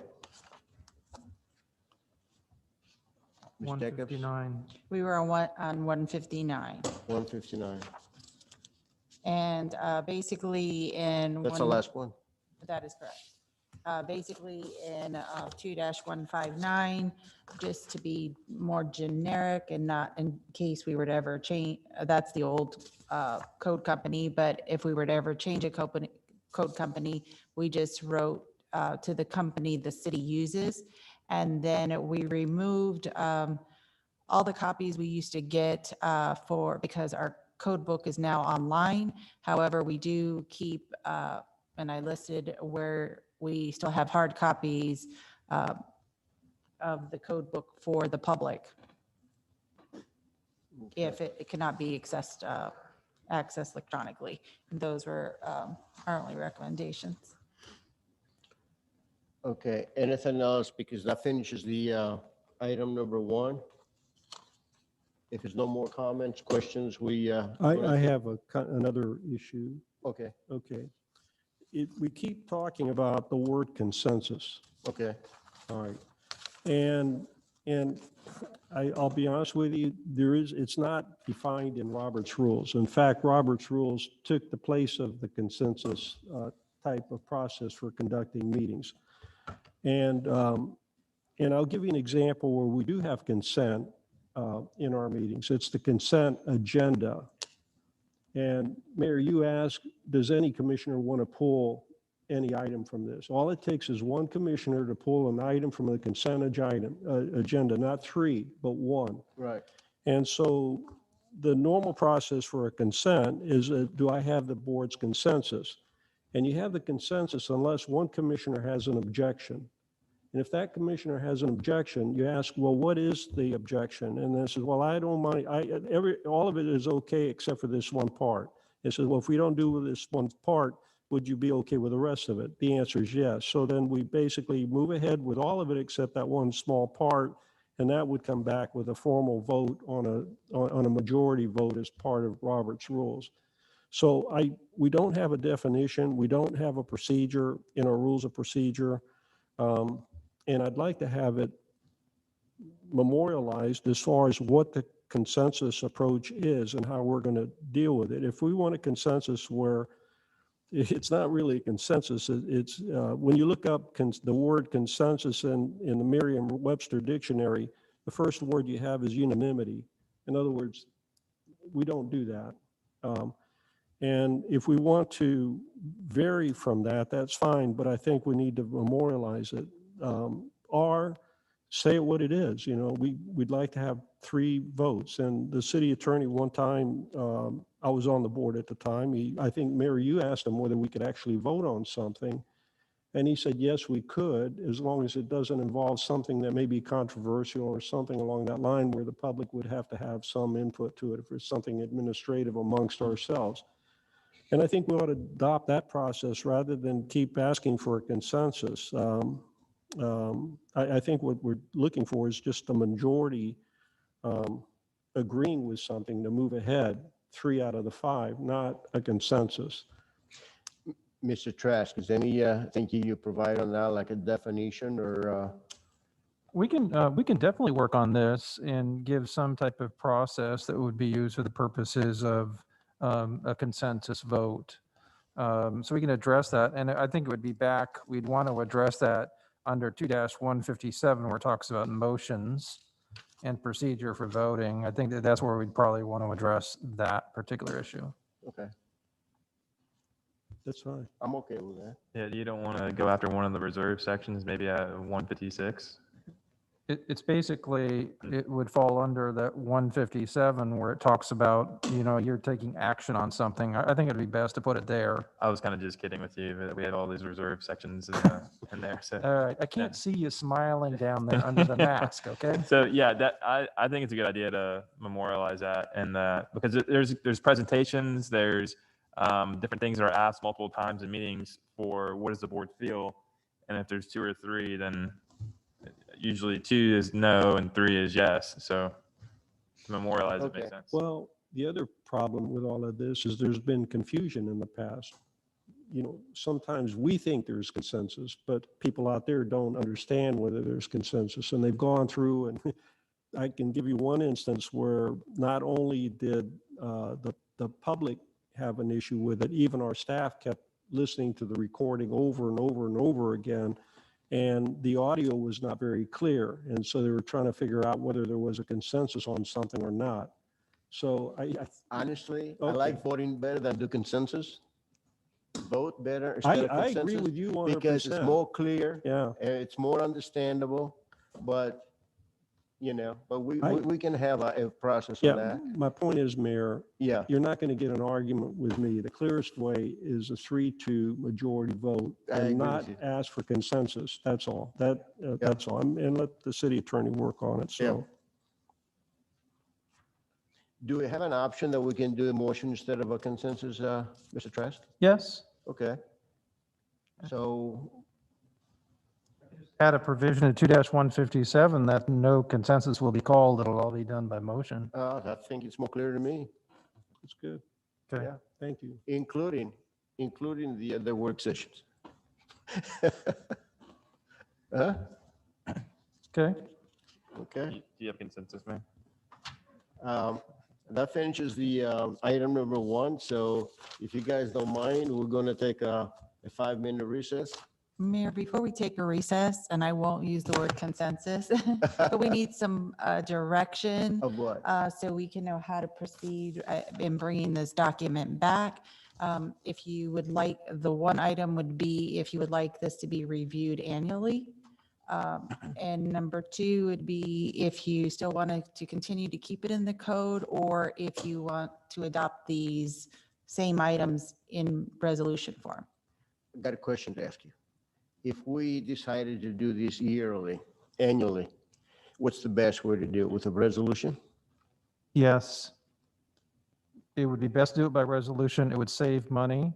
Okay. It would not require so many public hearings. It would allow you to make and update your rules of procedure easier. Mhm. Most cities do it by resolution. And if you're doing it every year, you can save a significant amount of expense if you do it by resolution. What disadvantage do you have if you do it by resolution? You told me the advantages, but is it anything that I should be concerned? The only disadvantage would be it would not be codified. It would not be in the code book. And Okay. so people would not be able to see it unless they specifically ask for it. Okay, Obviously, we could place it on the city's website and otherwise make it available, okay. but it would not be in the code book. That's a disadvantage. Honestly, I'd rather have it, be reviewed every year. And, You can still have it reviewed every year. You can still keep it in the code book, okay, but we would just add a provision that says that the commission is obligated to review it every year. Okay, And then you're at the same spot. You don't have to do it by resolution to do it once a year. We're just suggesting if you are going to make changes on an annual basis, that it would be less expensive to do it by resolution. less expensive. What expenses will we be talking about? Advertising costs mainly. And to give you an example, the city of Madeira Beach, they do it annually by resolution. The city of Dunedin does it annually by resolution. So there are other cities that do it by resolution. Most cities do not have it in their code book.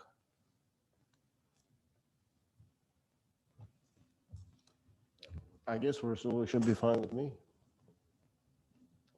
Vice Mayor? Yeah, I'm good biannually. I mean, I'm sorry, annually or every 2 years, and then by resolution is fine.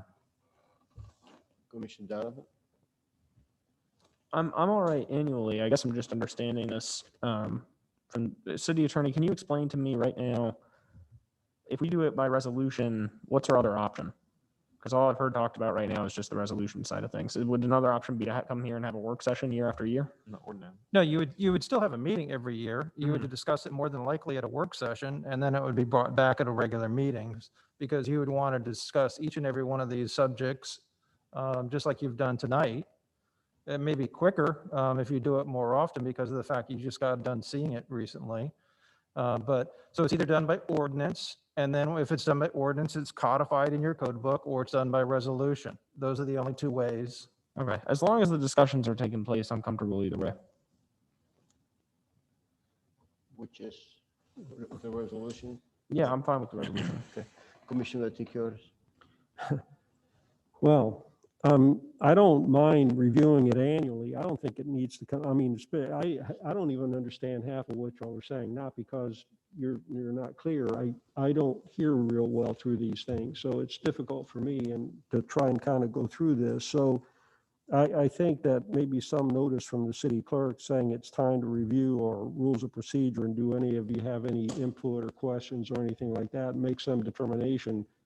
And if there is none, then maybe have an agenda item that information was put out to the commission. There are no options, and therefore we defer the review till the next year because there are no changes that are being recommended.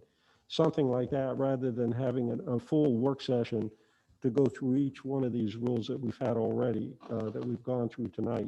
I don't think I mean, that's just my opinion. Well, it makes sense, but the reason we do this now, because We haven't done it in a long it's time. been so outdated, Understand, yeah. we got things here from 1990. And Yeah. longer, Longer? and longer. Okay. So maybe some little. Yeah, by bit of- then I think it's going to be easier, And then the reason we suggested the month of June would be that it would, if there was an election year, it would give that new board member an opportunity to review as well, Okay. You mean, because they would be sworn into office in April. Instead of like, if we said January of each year, we are recommending June because our elections are in March currently. so we would have a work session for that? We would have a work session. I guess you don't have to, but it would, I mean, you could have it on Well- a regular meeting as well, because it's not.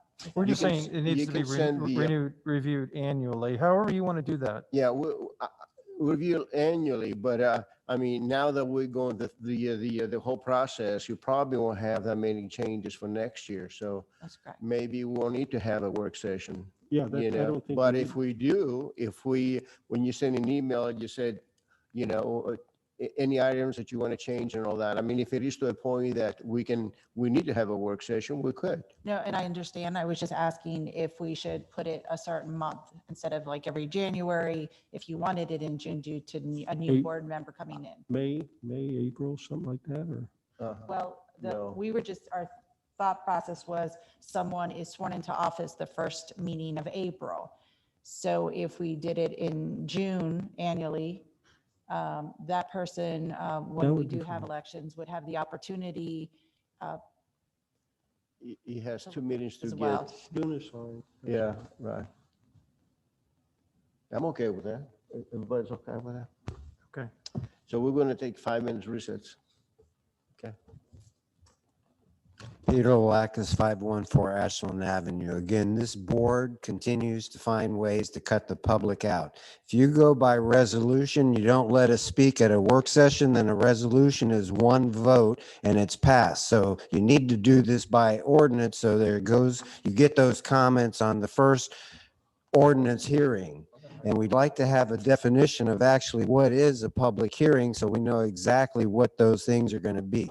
This board continues to find ways to cut us out of the process. And when Ellen was city manager, we did have public comments on work sessions. We didn't allow public comments at the beginning on things that weren't of that meeting, but we did respect the knowledge and experience of various people in the community to share their thoughts about what you are talking about. We have a number of people here. Why should we even come to be here if you're not going to even listen to us? We can sit at home and watch it on TV. You're not going to listen to us. You're not going to take any feedback. This board continues to cut the public out.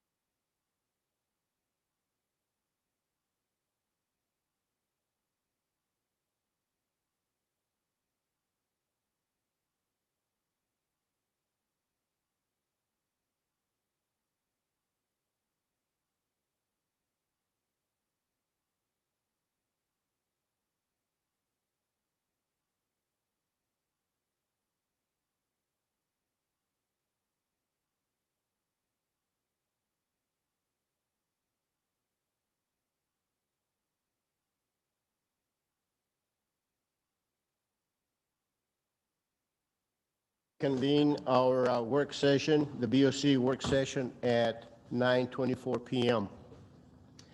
The second item on the agenda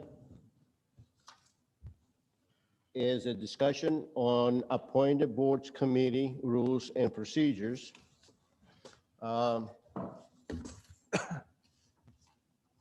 this one here is to review and discuss the proposed changes of the rules and procedures of the advisory boards and committees, to come up with standards, policies regarding the absence, term limits, appointments, and removal process. These items have been discussed in the past, and they need to be finalized and codified. Ms. Jacob? Mayor Commissioners, back several years ago, as a result of previous board discussion, the city attorney at that time, myself and the deputy city clerk were tasked to review committee and board sections from the city code for consistency and to come up with standard policies regarding absences, terms, term limits, appointments, and removal process. This was a lengthy process to ensure that we properly reviewed all committees and boards accordingly. The reason that the prior board requested this was due to a lack of quorum members, or lack of a quorum, because members and alternates, the absences of members and alternates causing applications to be delayed at that time. We then came before the board on October 4th of 2016 to get direction on those areas where consistency was needed. These items were voted on and being followed until recent issue with board members' absences. At that time, City Attorney Trask advised that since these were not codified, we could not enforce them. And therefore, we're bringing back these, and since this is a new board, we're bringing back these items for you to discuss this evening and for your consideration. These changes exclude the BOC Charter Revision Commission and Civil Service Board, which is already in the charter and code. They have their own rules and procedures. The Police and Fire Pension and Housing Authority Boards, which are governed by state statutes and would apply to the rest of the boards. Again, we can go item by item, and any changes that, or whatever the wish of the board is, we would bring back in an ordinance form for approval for them to be codified. The first item was attendance. At that time, we felt that because of the lack of quorum, we felt that it was expected and compulsory. And we were finding that since there was no definition of what constituted an excusal, and most of these boards only meet once a month. So we were finding that one board might excuse that person and the other board for the same issue would not excuse them. And then again, while we thought maybe a doctor's note, but this would not violate HIPAA laws, but then the kind of note accepted would be dependent upon the language that was utilized in that. And it might defeat the purpose that y'all were, at the time, the board was trying to accomplish. An issue that has come up now with COVID, and until that rule is lifted, we do have some boards where members, whether they're compromised or not, are participating virtually. And in order for them to participate, we would have to, there would have to be a quorum here. And what we're finding is sometimes we have to physically call all the members to see if they're going to be in attendance, because we might not have a quorum if otherwise, because we would have to have a quorum in order to excuse, or not excuse, but for that person to be allowed to participate virtually. In 2016, the board at that time voted that if, since there was only 12, once a month meetings, that 2 regular meetings in succession, and because it wasn't defined, they said with or without cause, it would be considered as an absence. And if they missed 2 in a row, that would deem that person to have resigned or vacated such office. So I just kind of listed a few questions that that we need to get some direction for. And the first one would be, should there be criteria that constitutes the excusal, or should absences, regardless if there was or was not a cause, be counted as an absence? The second one was if there are no excusals and absences count, how many in a row or in 1 year can one miss? The third question was if absences are counted and there is a maximum, let's say if you said 2, and that person has reached that capacity, would that board or committee member be deemed to have resigned or vacated such office? Alternates are not required to be in attendance anywhere, but they should be ready to fill in for a lack of a quorum. And so we're asking, should the same requirements on attendance apply to alternates on this? Just checking my notes. And that's what I have for absences.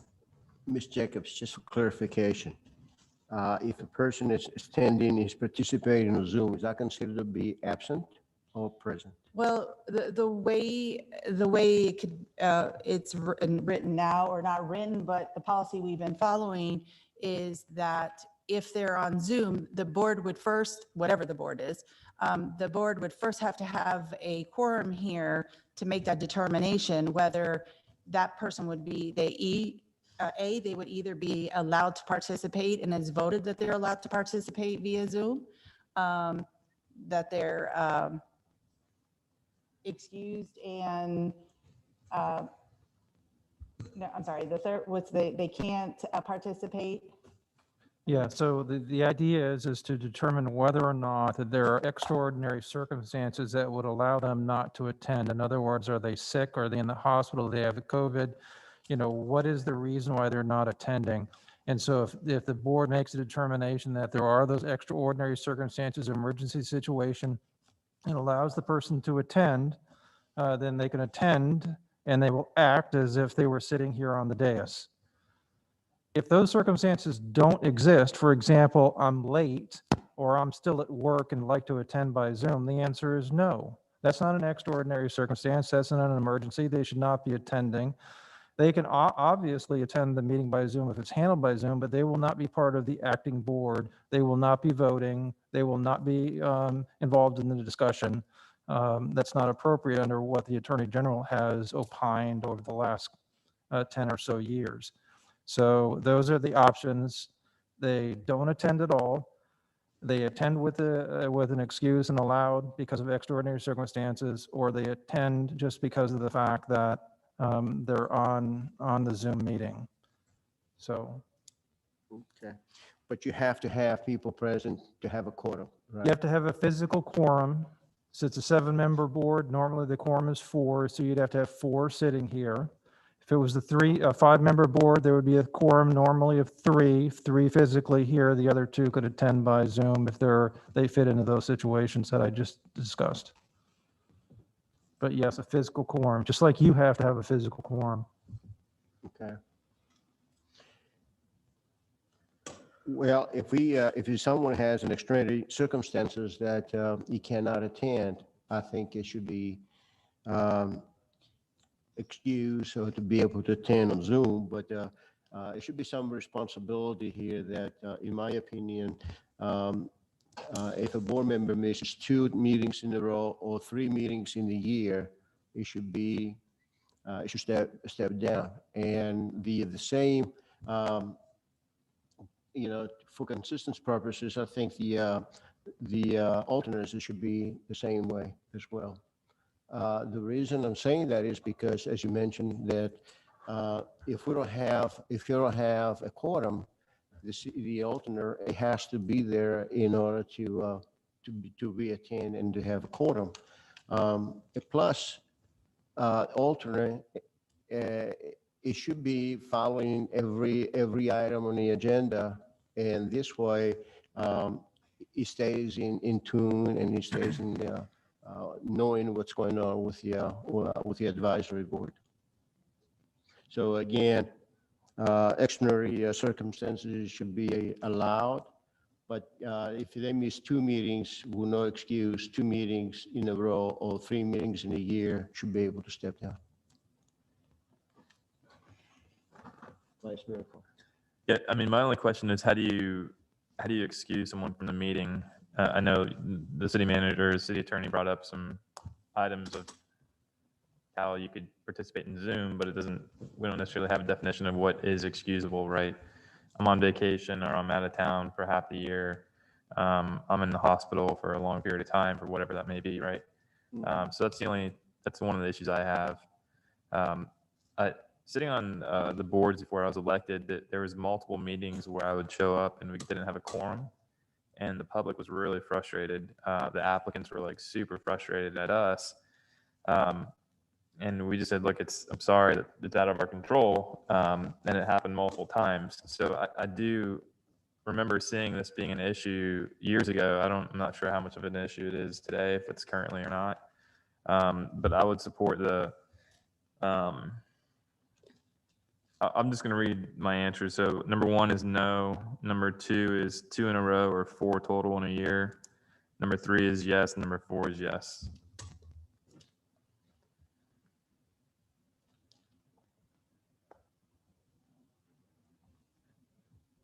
Would you repeat that again? Yeah. Number 1 is no. Number 2, to keep 2 in a row or 4 total. 4 total Yeah. in the end of the year. In the whole year, right? Okay. Number 3, yes. And number 4, yes.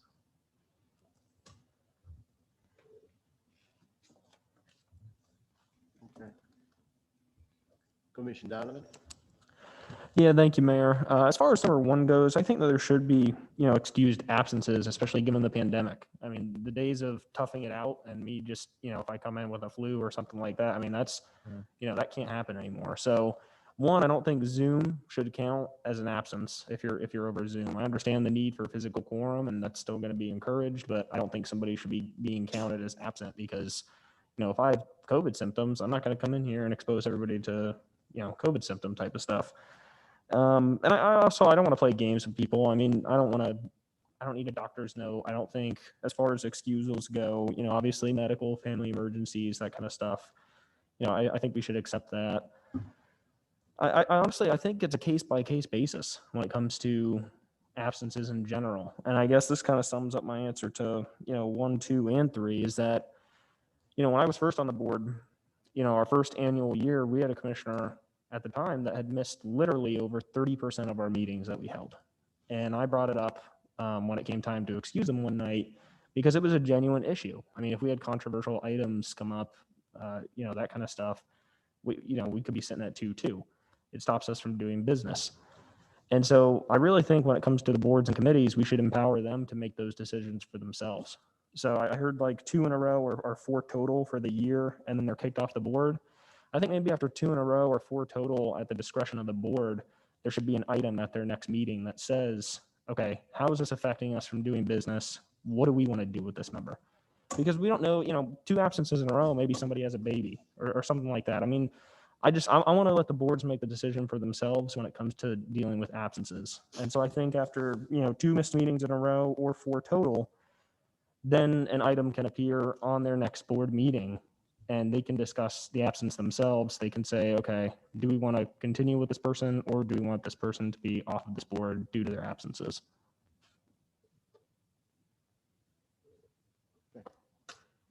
Commissioner Vaticius. Thank you, Mayor.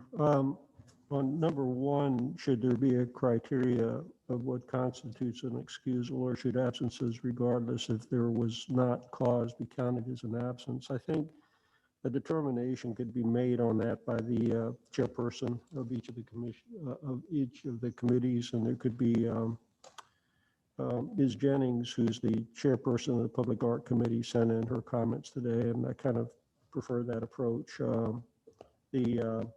The member contacts the department head, the city manager's office, or the liaison department head, and gives them their reasons why they wouldn't be able to attend, and then it would be up to the chairperson to make that decision of whether it would be excused or not. So I think that would be a process for that, at least something to put on the table for that. The 2 to 4s, I'm fine with that. The only thing is I would like for that to be an automatic, what would you call it, an automatic removal, if you will. I'm not sure how that would work or anything like that, or if that's the proper word. That seems to be a little strong, but the idea wouldn't be anything that would come back to the committee to have a discussion of whether that person would be removed or not. If they haven't satisfied the criteria, I think that speaks for itself. Number three, let's see. If there are no excuses that count, I'm sorry, if absentees are counted maximum in a row and year are reached, is the board member deemed to have, yes, that is a yes on that. That's what I just described. I think that the alternate should be treated the same as as regular members in terms of attendance. The one question I have though, and this may be the city attorney question, if we've had problems in the past, I spoke to the city clerk about this briefly. We've had instances in the past where there's been something like 3 months in a row where we couldn't get a quorum on a committee or a board. And of course, we didn't require the alternates to show up, but that may have helped with that.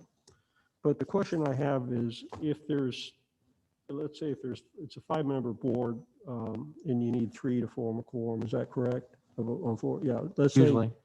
2 show up and so there is no quorum. And so there's no meeting. But does that count as non-attendance for those 3 that caused that to be no quorum? The fact that there wasn't a meeting doesn't mean that they missed the meeting, but they also caused the meeting not to take place. So I'd like to have some consideration for that situation. Do you follow what I'm saying? In other words, if there wasn't a quorum, there's no meeting. And the way we're writing it is if they miss the meeting, that counts as an absence unless they're excused. But if there is no meeting and they're the ones who caused there not to be a meeting, I think that should count towards being an absence. Correct. Yeah. Is that correct? Is that the way we view it right now, or? Yeah, if they don't show up for the meeting, they're not excused. Even though Therefore, there's- whether the meeting actually took place or not, it would be scheduled meetings, and it wouldn't necessarily mean the Scheduled, meetings okay. took place. That's So, the way I understood it too. yes. Yeah. That'll work. Yeah. Thank you. So I guess the consensus is no on the first one, 2 to 4 on the second, yes and yes. Is that correct? Could you repeat that? On number 1, it's no. Number 2, it's 2 meetings in a row and 4 total. And 3 and 4 is yes. Yeah, that seems to be the consensus, but just for record on number 1, I think excuses should be a case-by-case basis. Is that to be handled by the chair By the board. or the whole? Excuses whole by the board? chair. And again, you have 3 people here. You have consensus to stay as is recommended. with Yeah, no- and the reason I'm clarifying, because in some board cases, it might say the chair or might say by the, by the membership. there's no excused absences, so it doesn't Oh, really I'm sorry. matter. Okay, Yeah. gotcha. Well, excuse me, well, what about an unavoidable absence? They get caught in traffic or something like that. and they It can't- doesn't matter. If they miss 2 consecutively, they're out. If they miss 4 in a year, they're out. There's no excuses. That's the direction that you just gave us. Right. And that's the point I was making, was just that I think there should be excuses on a case-by-case basis, as to be determined by the board. What would you say, Commissioner Donovan? Isn't it the way it is now and it doesn't work? It works the way it is written now? No, I think there should be an excusal allowed on I a do case too. by case. Yeah, I think if there's an absence that's being there, I think as soon as the board starts meeting, just like we do it, they should determine whether or not to accept the excusal as excused. But I agree was with just clarifying whether it should be, for instance, in the Public Art Committee, and I apologize, I'm not trying to use several boards, but as examples, but in the Public Art Committee, it says that the chair should determine that. There's other committees or boards that say it's done by the full membership. So that's why I was trying to, because we would have to change those sections of the code. I think we need to be consistent on all of them. And If we're going to do the committee, it should be the whole committee, not just the one, not just the chairperson. No, it should be I agree. from I both. think the whole committee should make the decision. So I do have one question. I should have asked this before. The rules that we're going to do tonight are going to be applied to all the committees and boards? Yes, One set of rules. Okay, so the decision is, or at least the consensus is at this point, to have the board make a determination of whether the Is absence excused is or not. excused or Yeah. not. Okay, that's Yeah, fine. one of the issues that we have here is every board has different rules. And it should be all the same. Okay, Just on these main that's things. good. So there's consistency across. the As long as there's a way to get an excused absence. I mean, if a child's sick or something like that, I don't, that to me doesn't, it's unavoidable. Can I ask for a clarification then? Like if, where it talks about 2 in a row or 4 total, if you have 4 excused absences in the year, that's a third of the meetings that you've missed. Unexcused. I don't, well, even if you have an excused absence, you're still missing a third of the meetings, and the business of the day can't get done because you don't have the people showing up for the boards is what the issue is. So with number 2, I understand it seems like a split between number 1 from what the discussion is. Number 2, for clarification, is that still a split then? 2 in a row unexcused and 4 total? I want to make sure we're all clear on this, what we're giving staff to come back with.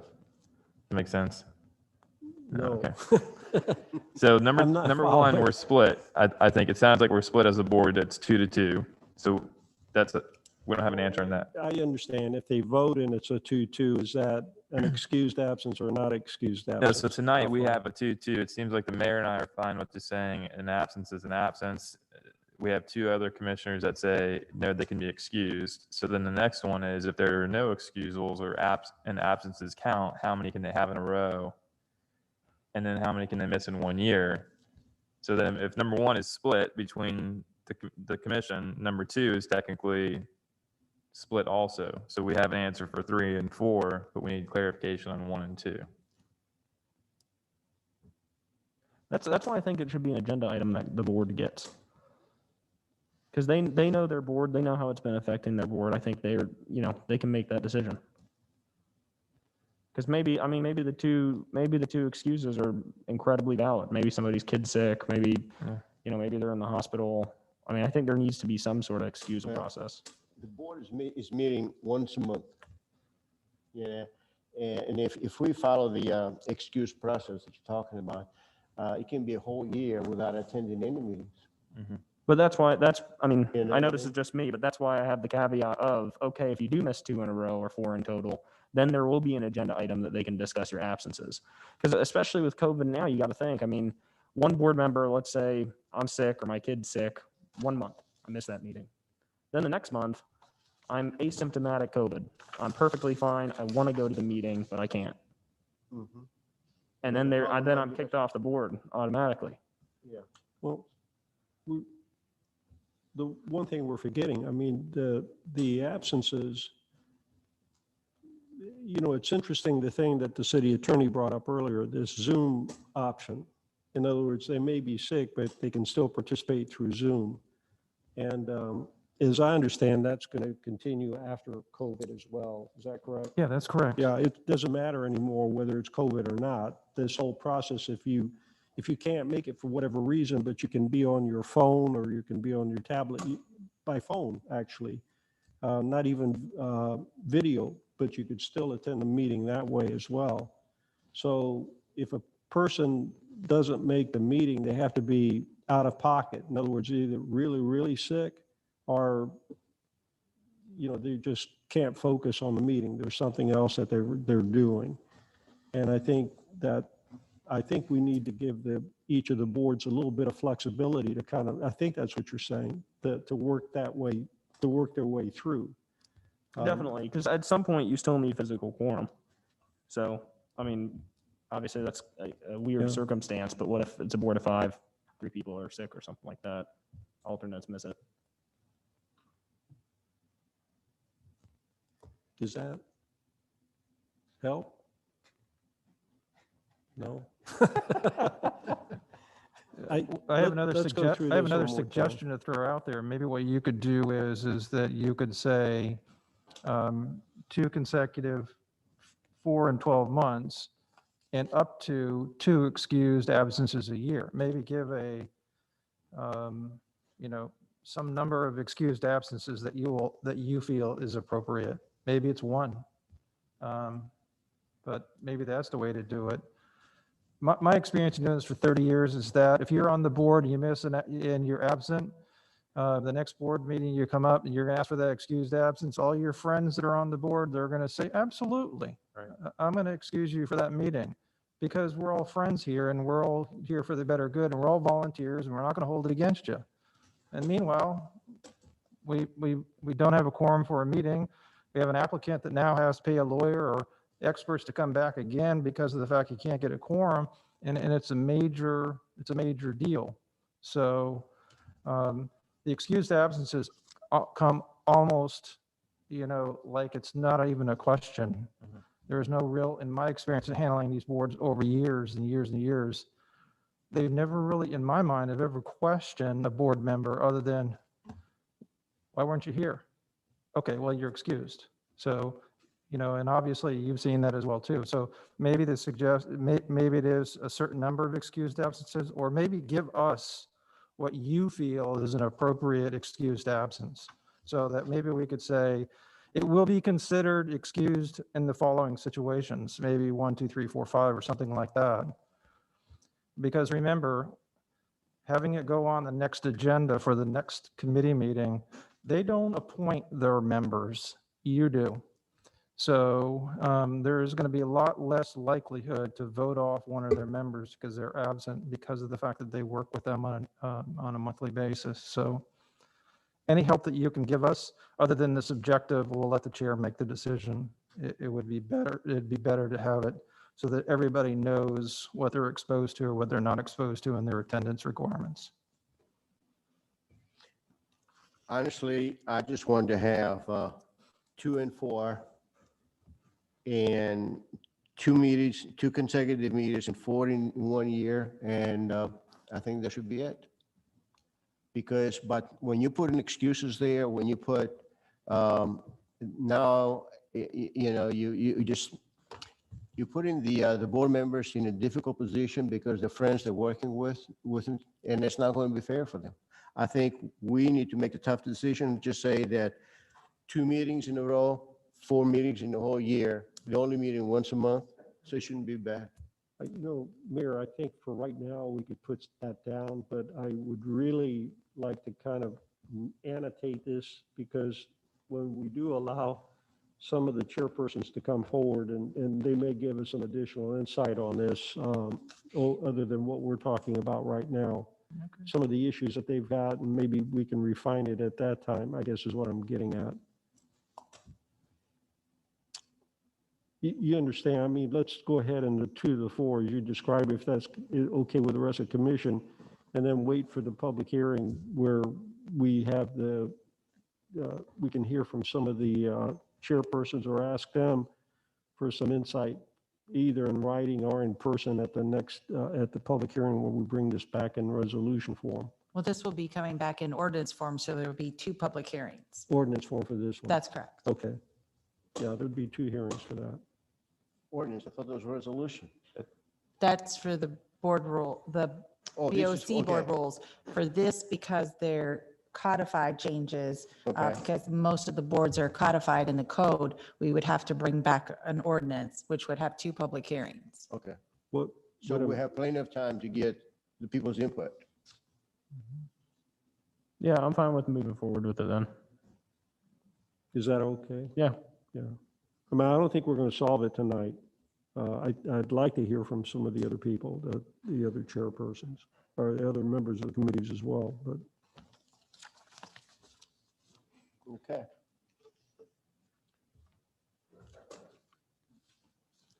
Removal process. So Mayor, basically on this section, we're not trying to say how the procedure of that. We are only trying to standardize some of the boards list that it's done by a majority, and some of the boards say it has to be a supermajority of the full membership of the VOC. We just want it, doesn't matter to us either way. We just want it to be consistent. And the same thing, if that should apply to alternates as well. In 2016, there again, this was done, they voted that it be done by majority of the full membership of the VOC, but it would be whatever the board desires. Okay. Well, whatever we do, we have to be consistent to all of them. We should have, different processes for each advisory board. I think it should be the majority of the BOC and leave it as it is without a cause. And that should apply to the alternates as well. Vice Mayor Carr? Majority, and then yes, it should apply to alternates. Commissioner Donovan? Yeah, one, I would say majority, and two, I think it should also apply to alternates. Commissioner Vaticius? There's a 1 and 3 here. Is there a number 2, or is that just a typo? I think originally there is just a 1 and 2. A 1 and 3, okay. I think the removal process should apply to alternates, but it would really be an interesting situation to see an alternate that's causing such a commotion that they need to be removed.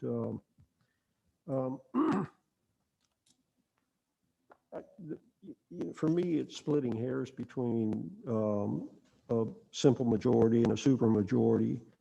The only thing that I want to, and I know it's without cause, but somehow I think we need to kind of say something that it's related to some aspect of the board that they serve on.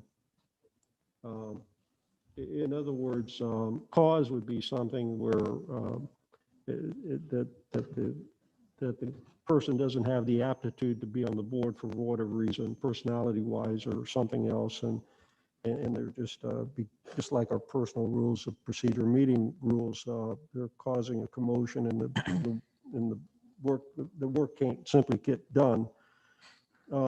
But then there's another situation that something may happen or something like that, that we're going to have to eliminate one person or something like that, and that's without cause. But it would not be to just say we don't like you for whatever reason and remove you from the board just because we don't like you. I'm not sure if I'm explaining it right, but there ought to be some kind of nexus between the removal process and the person serving on the board, whether it's specific to that individual or something that is implicit to something happening on the board where that we don't need that member on the board anymore.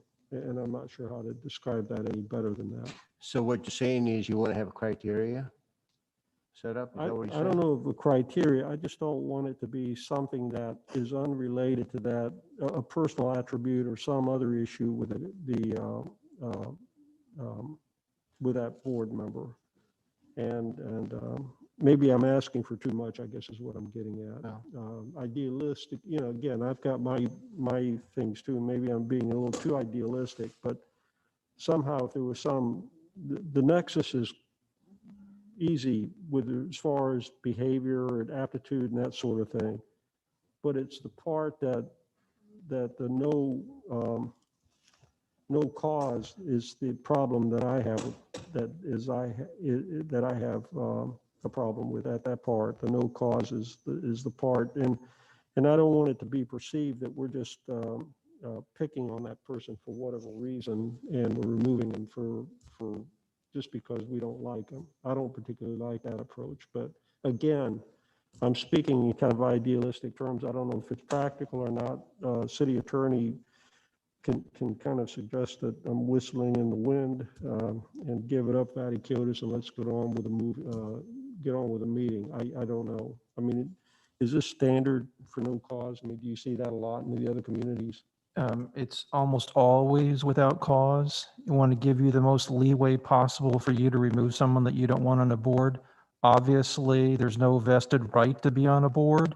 They're not given, when you put them on the board, it doesn't require a supermajority vote. So why would it require that to take them off? And then what gives them, as a board member, any more vested right before they got appointed or while or after they've got appointed? So, but the idea is it would give you the most leeway if it's without cause. You can always establish the fact that you're removing him for this particular reason if you want, and that can be discussed.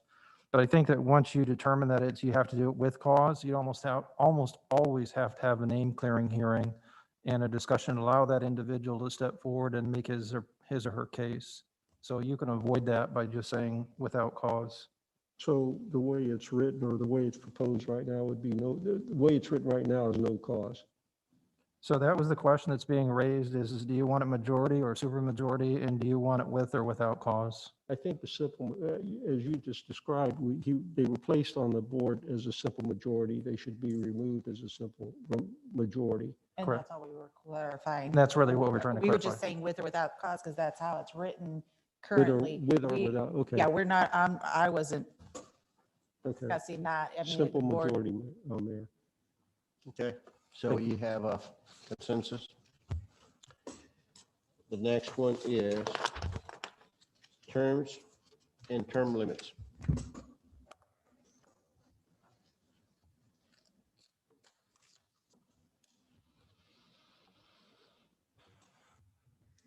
So currently, board and committee members, there are some boards that have terms, but no term limits. And currently, we have a section in the code that says if you don't have a term limit, you could serve up to 10 years. From previous feedback received from the previous board, they were suggesting a maximum of 6 terms. This could be 6 done. years. I'm sorry, 6 years. This can be, my eyes, I've looked at this so many times. This can be done by serving 2 3-year terms or 3 2-year terms because some of the boards vary in terms. And this is also consistent with the BOC's term and term limits. We are also recommending that if they serve that term and their term limit, that they would have to sit out from the same board for a period of 1 year, just like the commission does, before they could run again. And, but that doesn't limit that person from serving on another board. In 2016, that board voted in agreement with this. However, they also wanted an exception, which we kind of do anyway, but they wanted it in writing to say that in the case where we had no applications and no one to fill that term, that would be the only exception where someone could serve over the 6-year minimum. And there again, this was because there's no alternate, there was no alternates, and applications were received, making, having the meeting be delayed. The board also voted that, well, I just said that, I'm sorry. Let me just see if I forgot anything here. The only board that has currently has a 4-year term is the Historic or Heritage Preservation Board. And the reason someone would fill, if someone is a sitting board member and they leave before their term expires, where this would be that they should fill the unexpired terms, what happens if we don't do that, it ruins the makeup of the board. So for example, if anytime someone was appointed, they got 3 years, and there again, that's the board's decision. However, when I'll use the Board of Adjustments, when their makeup, when they were created, it said that no more than 2 members could expire in 1 year. Somewhere throughout the years in the different offices, being over this, By putting someone and not doing the unexpired term, we had 4 out of 5 members expiring during the same time. And we recently just corrected that to coincide with how it was created. Also with the, not all the boards have alternates. The majority do now. For example, in the past, and there again, I'm not picking on the Board of Adjustments, but in the past, the Board of Adjustments only had 1 alternate. They now have 2, which when you have 2 alternates, it does help for those, but we do have a couple boards that do not have alternates. So we're asking, should all boards and committees have term limits except for the exempt boards that we mentioned? There again, because like the police and fire pension, they're done by Florida statute, and there's certain members are employees, certain members are through the public. And should the maximum term limit be 6 years? And the exception be written in that someone will continue to serve if no applications, which probably won't happen now, like I said, because the majority of the boards now have alternates. And the unexpired term as a full term, whether, and that's the same way it is on the commission. If someone's elected to fill the, if someone resigns prior to their term finishing, or you wouldn't have that stagger of terms, they have to fill that unexpired term, whether it's a day or 3 years. And should this apply to alternates? Should someone who is termed out set out lane for 1 year? And there again, should that apply to alternates? So that's what I have for discussion for this section. Okay. I have yes on all of them. I do believe to have term limits at 6 years.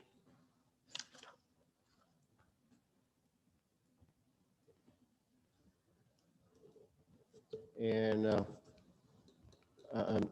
I'm okay with all of them, yes.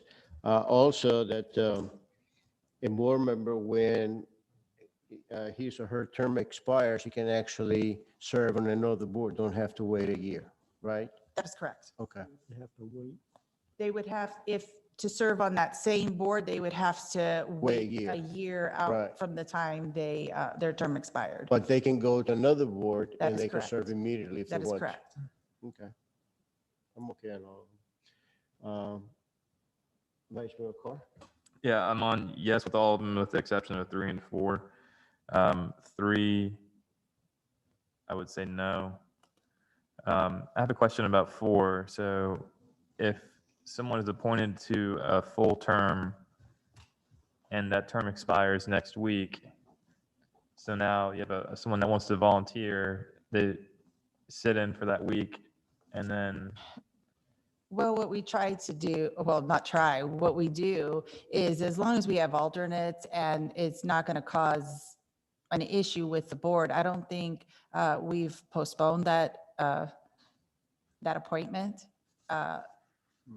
If it's 30 days, because then that would be count, if we did that appointment, and we have, when we were approached by the board liaison, we've recommended that. If, is there a need that you have to have it immediately? Would it cause it, from a lack of a quorum? And when they say no, the alternate could fill in.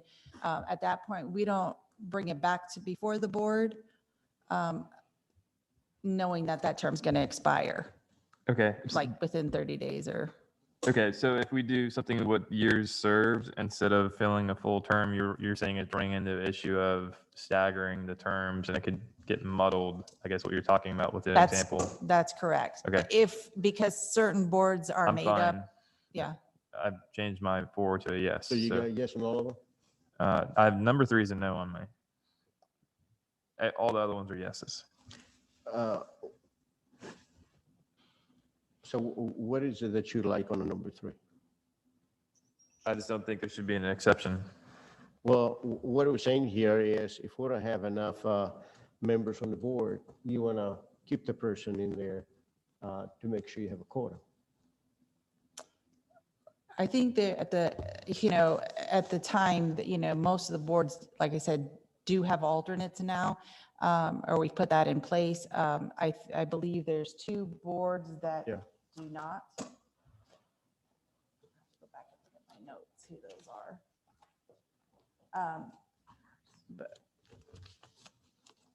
But that would just, that would be kind of like on a emergency base if a board didn't have an alternate. Be the exception to the So rule. I mean, if there's an exception, it would be filled until the application is received. Right.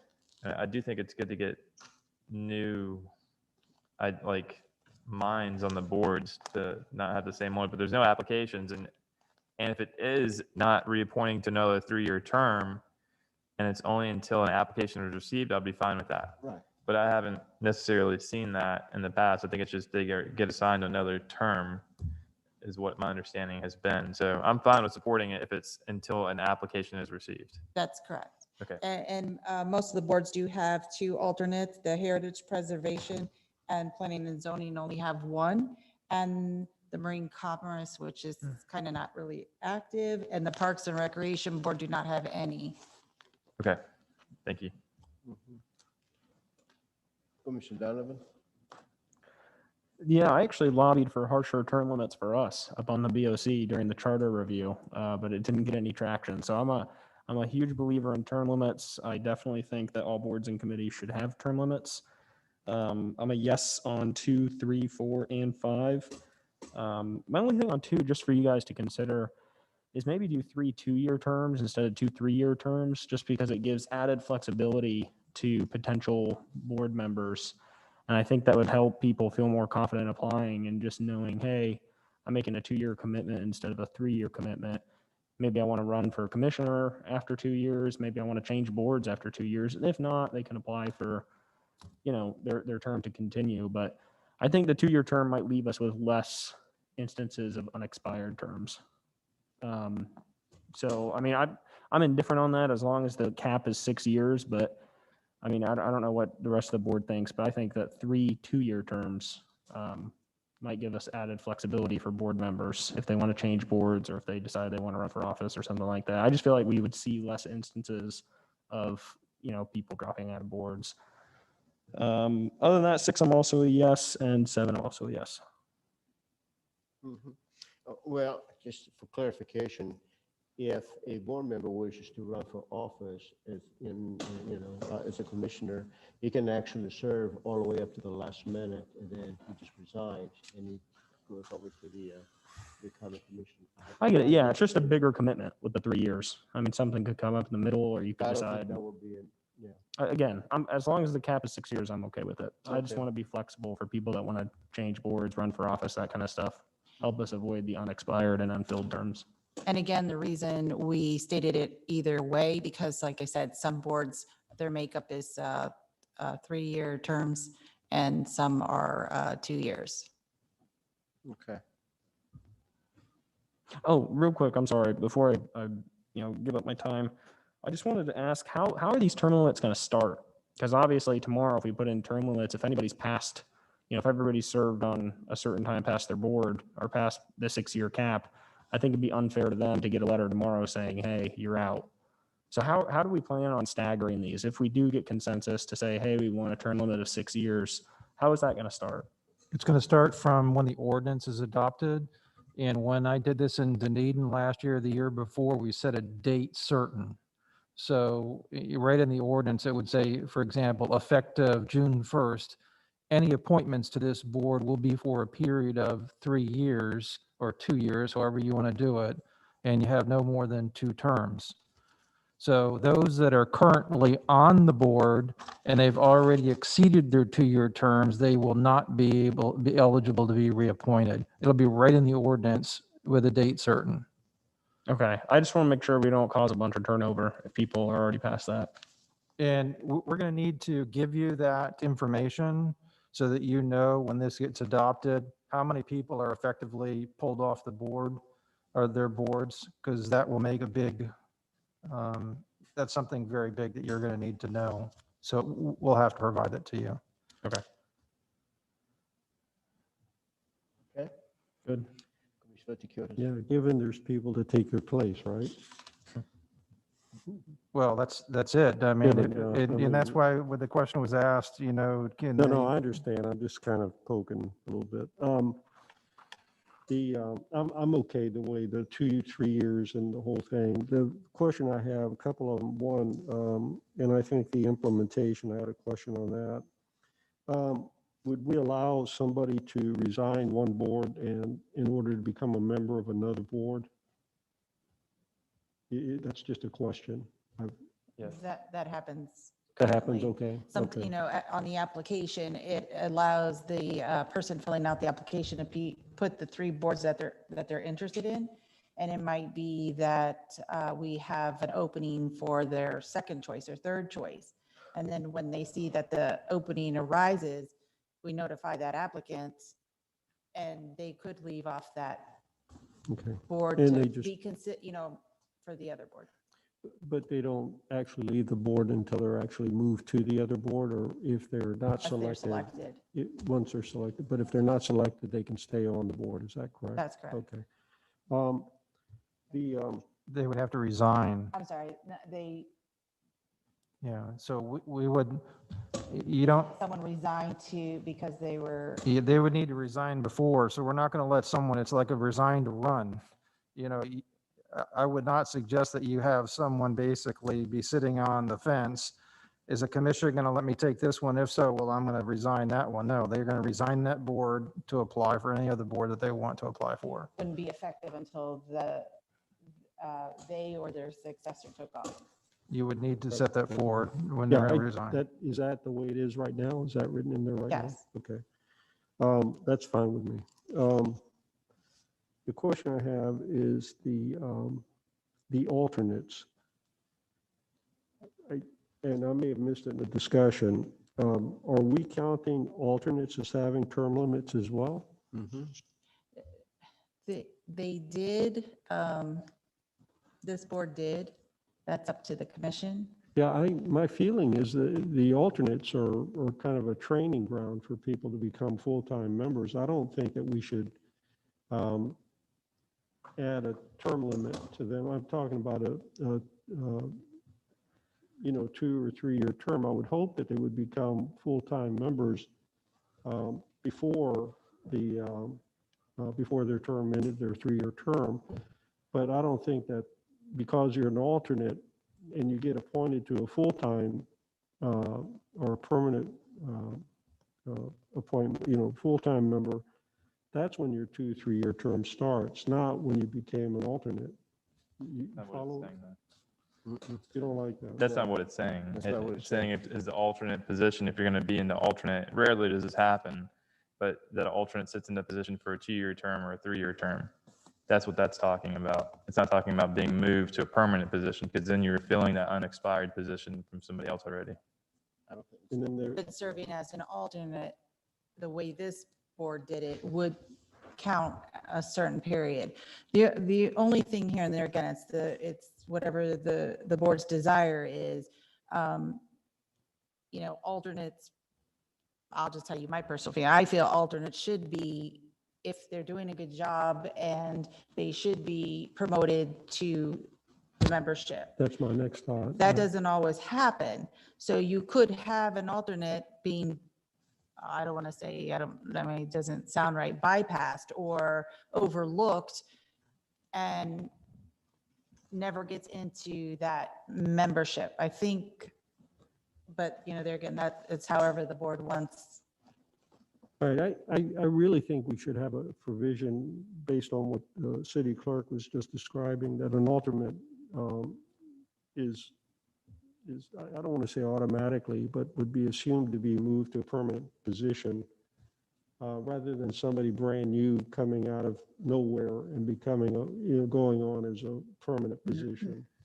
I just think that creates problems. I mean, the person's put their dues in as an alternate. They've gone all the meetings. We're requiring them to do the same thing as full-time members, and then to tell them they can't be a full-time member because this other person came out of the blue and we're going to make them a full-time member. I'm not sure that that's a good policy. And so I'd like to see something added to these rules along that line. Mr. Trask, would you, Yeah, you normally address that when it comes to you for a decision. Who do you are going to appoint? You've got 3 alternates or 2 alternates, and you've got these 2 other individuals, and you make that call when it comes to you for filling that vacancy. So you make that decision up here.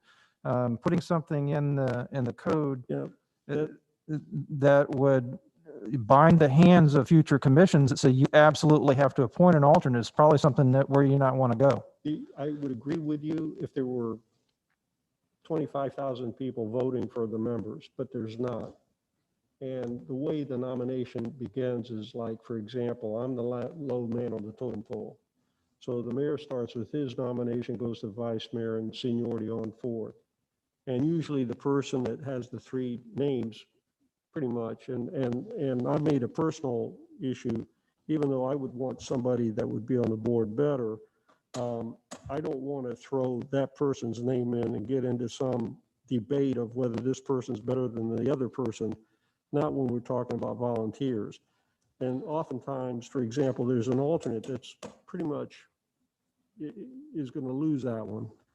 If for whatever reason, there's 1 or 2 commissioners ahead of me that have some person that I'm not talking about you personally or any of you personally, I'm just saying in the situation, if there's one person that 2 commissioners want, maybe a friend of theirs or a business friend or something like that to be on that board, and we've got an alternate that's been sitting in, and those 2 individuals put that name into nomination before it even gets down the list, it's pretty much a foregone conclusion that's who's going to be appointed on the board.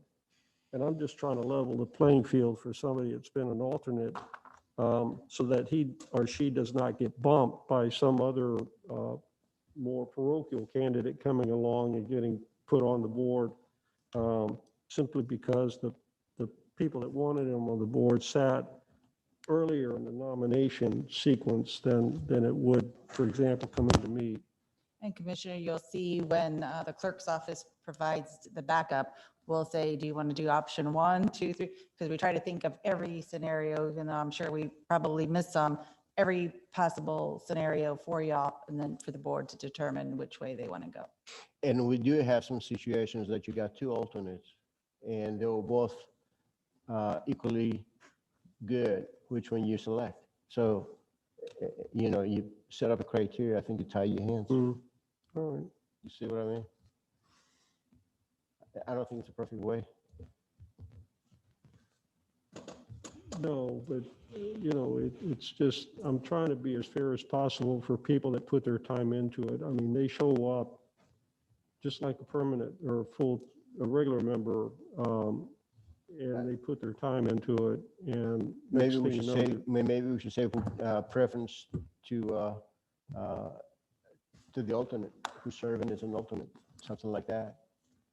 But you cannot tie the hands of the commissioners to do that, though, because Yeah, I there's so many understand. different Well, we scenarios. could if we voted that way, but, You know what I mean? but I guess what you're saying is you don't want to do that, so that's okay.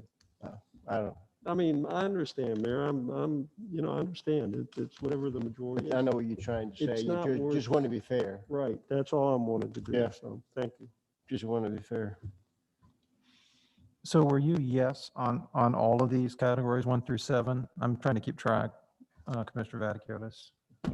Was that a yes on 1 through 7? Okay, thank you. I think that's consistent. So you with got what the mayor- unanimous on Mayor, everybody. you were, Everybody has the same thing. what you described, I could understand what you're saying, 1 through 7 is, okay, that's fine. All right, thank you. True consensus. Well, that concludes the item number 2, Ms. Jacobs. And we go to item number 3. Discussion on a sister city program. Well, during the adoption of the process of the new sister cities, Caña, Ilidat, and Hydra, we realized that we really don't have any formal procedure, even though that we have the sister city program for quite a few years now. So we asked Ms. Jacobs and Mr. Trust to draft a procedure. And that procedure has been reviewed and okayed by the Sister City Committee. They like it a lot. We discussed it as a BOC. As a Board of Commissioners, we discussed it in the past. I think now we need to review it and finalize it. So before you, you have the draft of the program procedures we've compiled. This was presented to the Sister City Committee on September 28th, and they were in favor of this program procedure. In this draft, on the first page, we just put the Sister City history. In the introduction, we've added the mission and goals. I'm not going to read them all. That were part of the Sister City bylaws. And we listed our current sister cities. And then we get to the main bolt of this, that the selection of the sister city. In the initiation of the Sister City Partnership, we're saying it could be done one of three ways. It could either be by two mayors or city officials meeting and discover common interests, then encourage their communities to initiate exchange. It could be done by a community leader, which would be a mayor or city official that sends or receives a letter requesting that a partnership be formed. Or it could be done by a group such as a civic club or ethnic association or individual in the community with a particular interest in a region, culture, economic market, or development issue, lobby their elected officials to initiate the exchange. The second step would be the acceptance process. The steps would be, it would first go to the sister city to be brought so they could evaluate the similarities and what's in common, such as population size, geography, historical connection, previous collaboration by other organizations, or similar names or similar industry or exports. The sister city committee decides whether the proposal for a new sister city meets the program's established criteria, and if it does, then they make a recommendation to the Board of Commissioners for ratification. A resolution would then be brought before the Board of Commissioners authorizing the partnership with selected sister city. The mayor would then send a letter notifying the new sister city of their acceptance. And then the Sister Cities Committee, with the assistance of the city clerk's office and the mayor's office, began to plan and schedule the ceremonial twining after the relationship has been formed and approved. The last step would be the formalization process. The Sister Cities Committee, with the assistance of the clerk's and mayor's office, prepare the delegation visit. All expenses paid by the city are first approved by the Board of Commissioners prior to being expensed. The city clerk's office prepares the official sister city agreement for execution and plans official program for the twining events.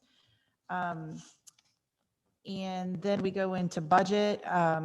Even though funds have been expended or we've had sponsorships, the city for the 2021 budget budgeted $20,000 toward the sister city.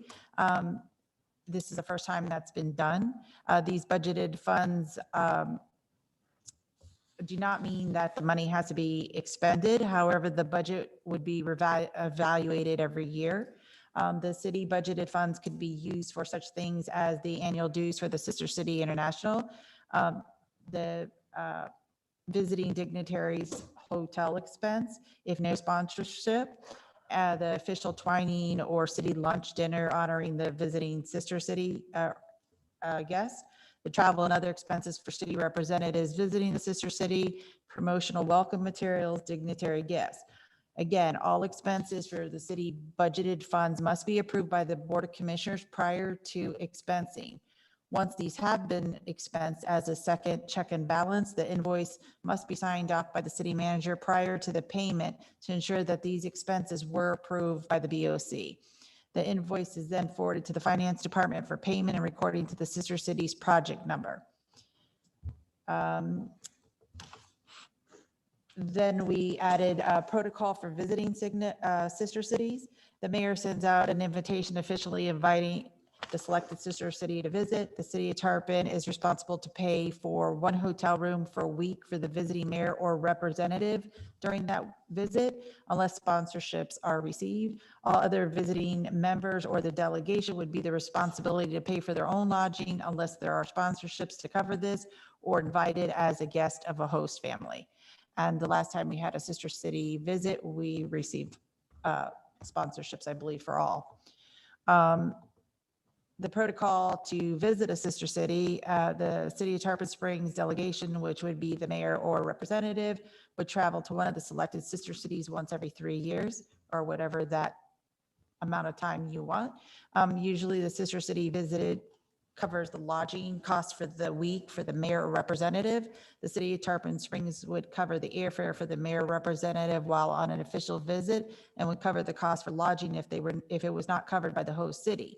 Airfare and lodging could be covered for additional delegation if requested and approved by the Board of Commissioners. Otherwise, the delegation would pay for their own expense. Upon return from the official visit, a report by the mayor or representative would be made in the Board of Commissioners on the trip and accomplishments. Gifts to the visiting or visited sister cities. The City of Tarpon Springs, we usually greet them with some type of welcome bag, and it's usually items that pertain to our city, such as a welcome letter, maps, information, and trinket items. The official gifts are determined by the mayor with the assistance of the Sister City Committee, City Clerk's Office, or Mayor's Office, and then then they would be approved by the Board of Commissioners. And at the end, we just made a list of our current community partners, and that's what I have. Yeah.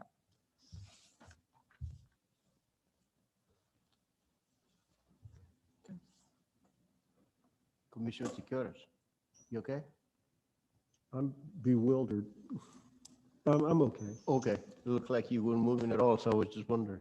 No, I've got some very fundamental questions. I like I'm going to go in turn, but I like I was asking because you look like you were not feeling well, so that's why I was asking you if you're okay. no, I was listening to Irene, All the right. city Sorry clerk. if I and- made you. No, you weren't putting me to sleep. I was listening to the city clerk, and I've got some thoughts that were just racing through my mind, and I'll get into that when we, All right. I'm sorry, Mayor. I really don't have anything Yeah, that, I want to thank you for your concern for me. yeah.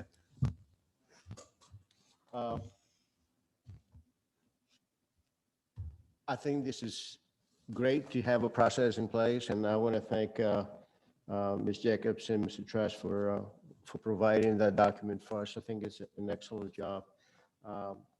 What I like to, we're talking about this, is to report that, yeah, the free formalization on the 3 new sister cities that we approved. You probably already know that Greece is in a lockdown right now, and they have a big issue with the COVID-19, so this is why it's on hold right now. Hoping, I don't know, by in May or something like that, that's going to be lifted, so we can start working on that. Vice Mayor Carr. Yeah, just a couple things for clarification. It talks about mayor or representative. It doesn't necessarily define representative. I suppose it could be a staff member, it could be a city resident. I think it might be a good idea to define representative further if we're putting some type of criteria together. Yeah, and representative, we were in the thought process thinking if for some reason no one from the BOC could attend, and maybe someone from the sister city could have, but there again, I think it would have to come before the board, or like I said, whatever the board's decision, we can put a definition if you'd like. So it needs to be approved by the BOC regardless. Okay. Just like all the expenses have to be approved first. Right. And then when it talks about, like, you just had like something down for 3 years. Now, is that like visit each one of the sister cities every 3 years, or is it just visit a sister city within the 3, like once every 3 years? Again, that would be whatever, we just put a time down. We've looked at some sister cities do it, some bigger cities do it more readily. Some have, larger funds. It could be there again, whatever the board chooses for it to be. Yeah, well, there's like 7 Maybe cities. not every, I was thinking more like and Tom, I don't know, you can clarify if that's not how, like Dunedin does it. But if maybe 2 areas were in the same location or close within For example, when the city went to Golden Mills Hockey and Simi, they were all within an hour or, so therefore it was one travel expense, but covered all three. You know, you can actually get probably all the sister cities in Greece maybe in one trip. But going to Cyprus, though, that's a different story. You know, so far it's expensive to go, so. And that could be something y'all said as well, that every 3 years, you know, or you go to this one and then the next 3 years you go to, you know. From my standpoint, I think a visit every 3 years would suffice to a sister city, and then you decide on the schedule how many sister cities you could go to, Yeah. depending on. Well, what about if we just put the word "if possible"? Because it probably won't be. If possible, if you don't have someone to even go, you're Yeah, saying? if Yeah, it's possible, yeah, you know, because that there's makes just so sense. many places to go. Yeah. Who do you select to go to? I don't have any other questions. Oh, I'm sorry. There's one other comment I do have. The budgeted funds that are not used, they would just roll over the next year instead of having to budget funds each year. Yes. I think that makes sense to do. None of the 2020-21 budget has been spent. Oh. Thanks. Commissioner Donovan? Yeah, thank you, Mayor. This is an awesome program. Thank you to our city clerks for, typing this up, actually getting it all documented. This is a really good document to have. And thank you, Mayor, for all your work you do with the Sister City program. My only question is just to clarify, because I remember having this conversation in budget season when we first approved this, was how the payment process actually worked. Because there were some concerns about writing a blank check or something like that. But I think we have some extra precautions that we take in this where I think before we spend anything, it has to come back to the board. And then even after that, I think it has to be signed by the city manager. Can you just confirm that? That's correct. We put that as a check and balance. So because our process at the city is when you have an invoice, it has to be signed off by the department head prior to them paying for, cutting the check for it. So first, the process would be that it would come before the board to even prior to that expense. It could be like the direction of, let's say we're looking for a gift and you could say, well, we're setting a budget for $500, bring back something. We would then bring that back to you. You would approve it. We didn't want to get into like specifics and say, well, it'd be this or that because those items could maybe no longer be available. And then it would go to the city manager to sign off. So we know that it went before the BOC before just someone's giving it directly to finance and then paying it and it wasn't approved. Yeah, no, that's just what I wanted to highlight was how, checks and balance and safe and secure the process actually is. And it's going to come before us. It's going to come before the city manager. There'll be every opportunity for public comment and stuff. So no, again, it's a great program and I appreciate you putting this together for us. Commissioner Takaotis? Thank you, Mayor. First of all, I'm very happy that we've got this document, at least the plan.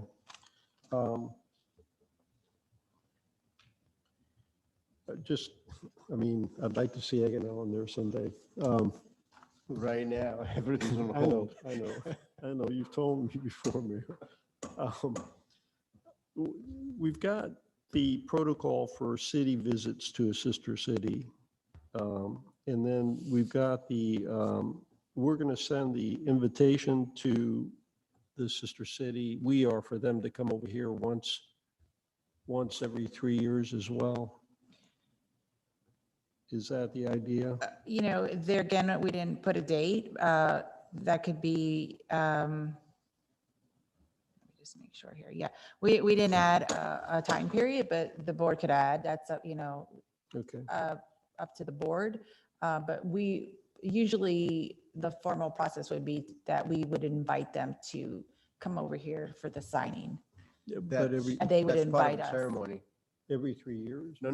It's No, talking no. about two different things right now. The only thing that the 3 year is on what After.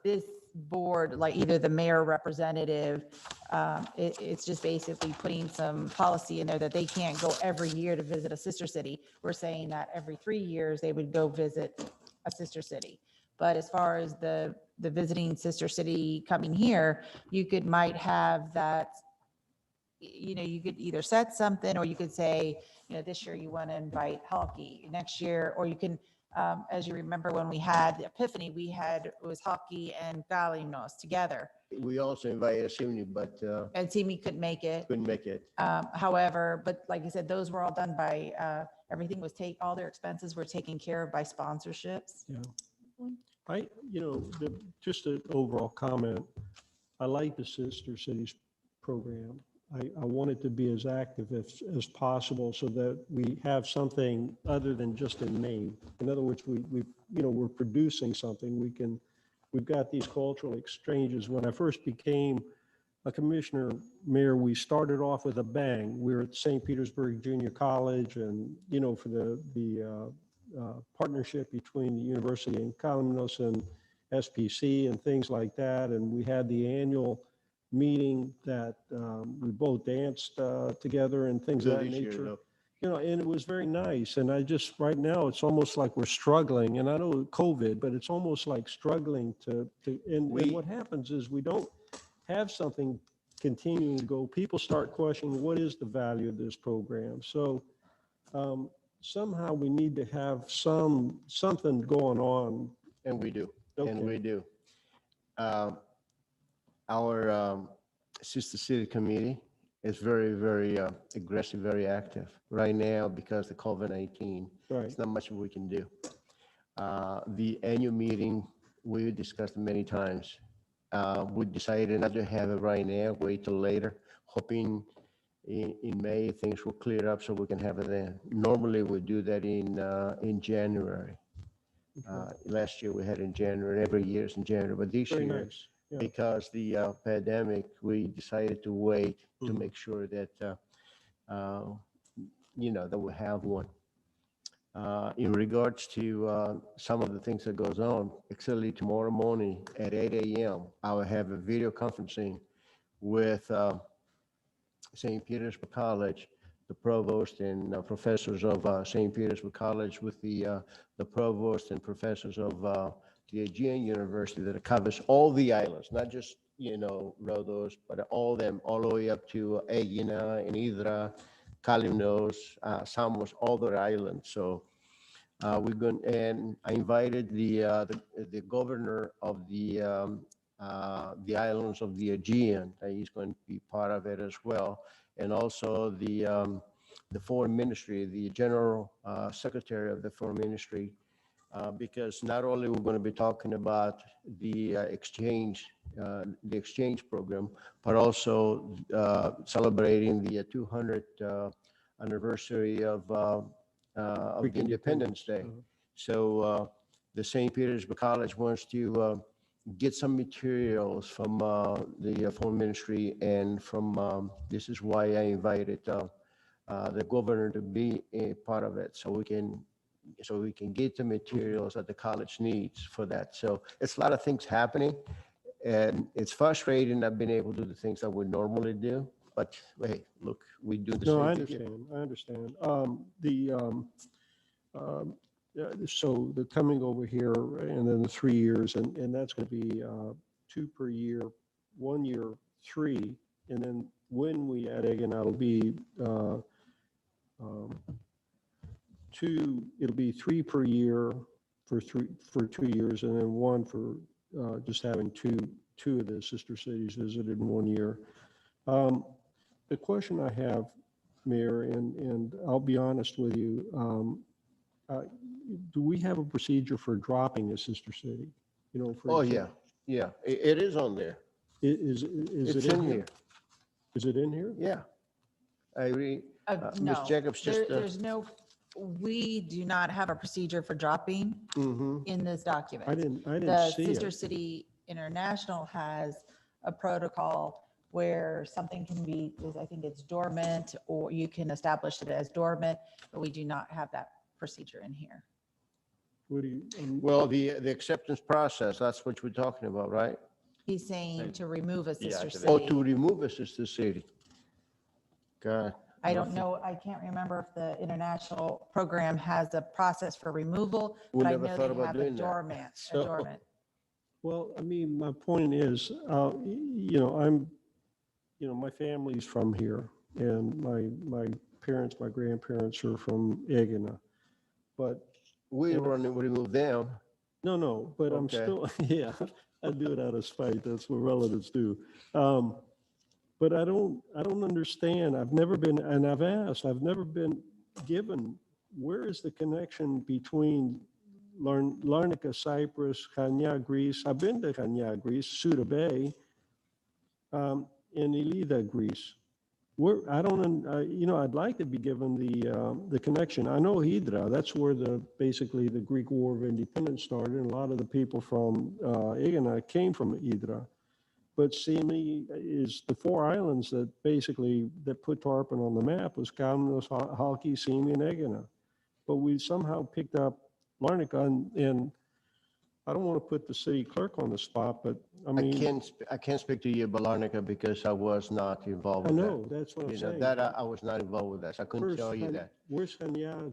Chania, Crete? actually, it's in Crete. No, but where's that connection with Tarpon Springs? The connection is that, it's like a port, just like it is in Tarpon Springs. It's Yeah. like they have a working port.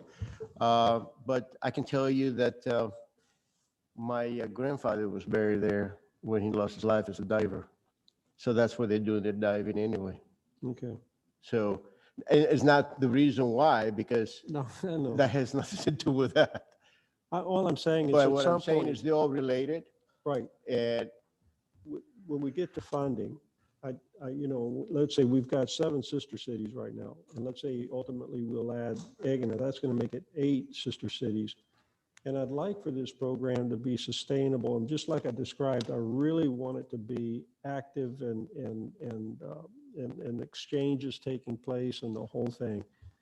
And I just don't see that happening with 8 sister cities. I don't mind continuing on the way we're doing right now. That's not an issue. But at some point, I think we're well, going it's going to be a point that you have to say enough, right. And this may not be sustainable. I mean, we've got this under COVID.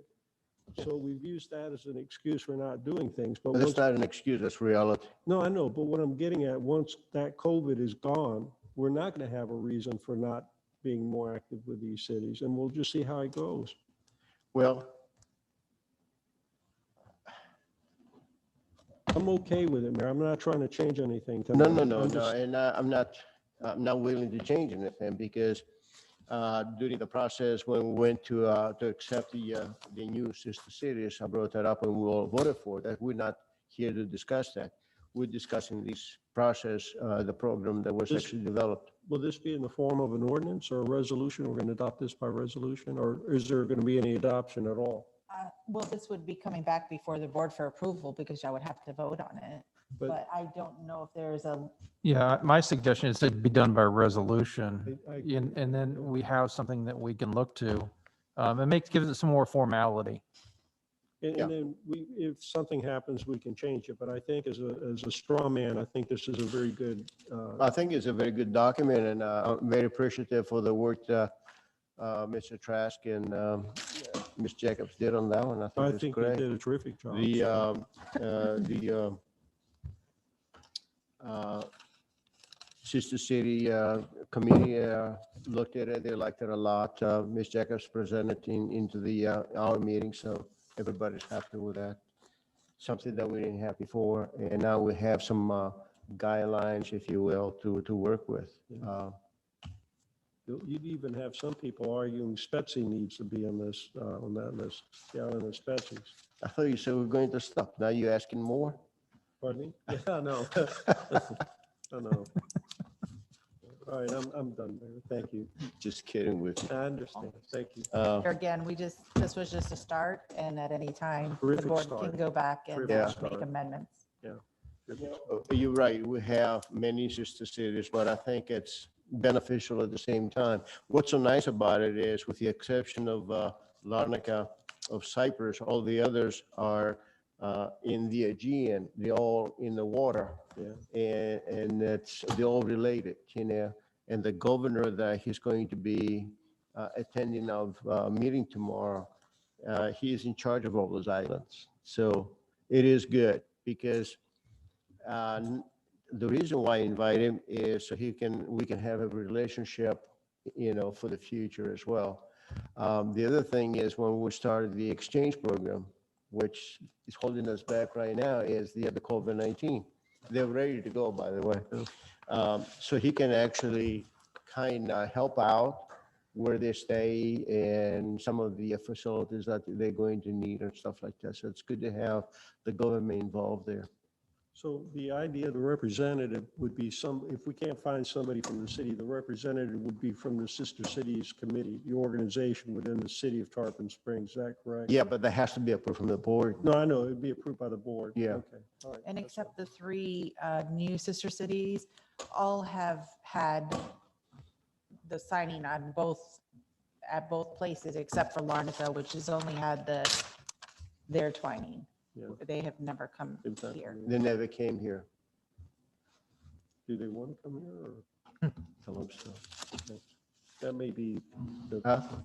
Well, the only, at some point, I'd like for at least to look at a procedure for, even if it's just by reference, dropping a city by reference using the international sister city protocol. I could bring back information. Like I said, I remember this was some time ago when we did these procedures. I remember there is where you can put a sister city on. Dormancy. I can't even think like a hiatus Hibernation. or something, you know, Or but I don't, probation. yeah, I don't, Okay. I'll have to go back and look as far as removal. Okay, that's good. Ms. Jacobs, thank you so much. That concludes the third item as well, and that concludes the agenda tonight. So we go to staff comments, No comments. no comments. Mr. Trask, No comments. Mr. LaCours, No, sir. Ms. Jacobs, you have any comments? I have, You're probably tired of talking all night long. I think I Thank you. spoke enough for y'all to. I want to thank Ms. Manousis. Thank you for being here tonight. Vice Mayor Carr, any comments? No. Commissioner Donovan, No comments, Mayor. Commissioner Tiki. No, Mayor, thank you. And I don't have any comments. Well, that concludes the work session. And that's 10:52 PM. Thank you, Irene. That's before before 11 o'clock. Thanks, Tom. Close.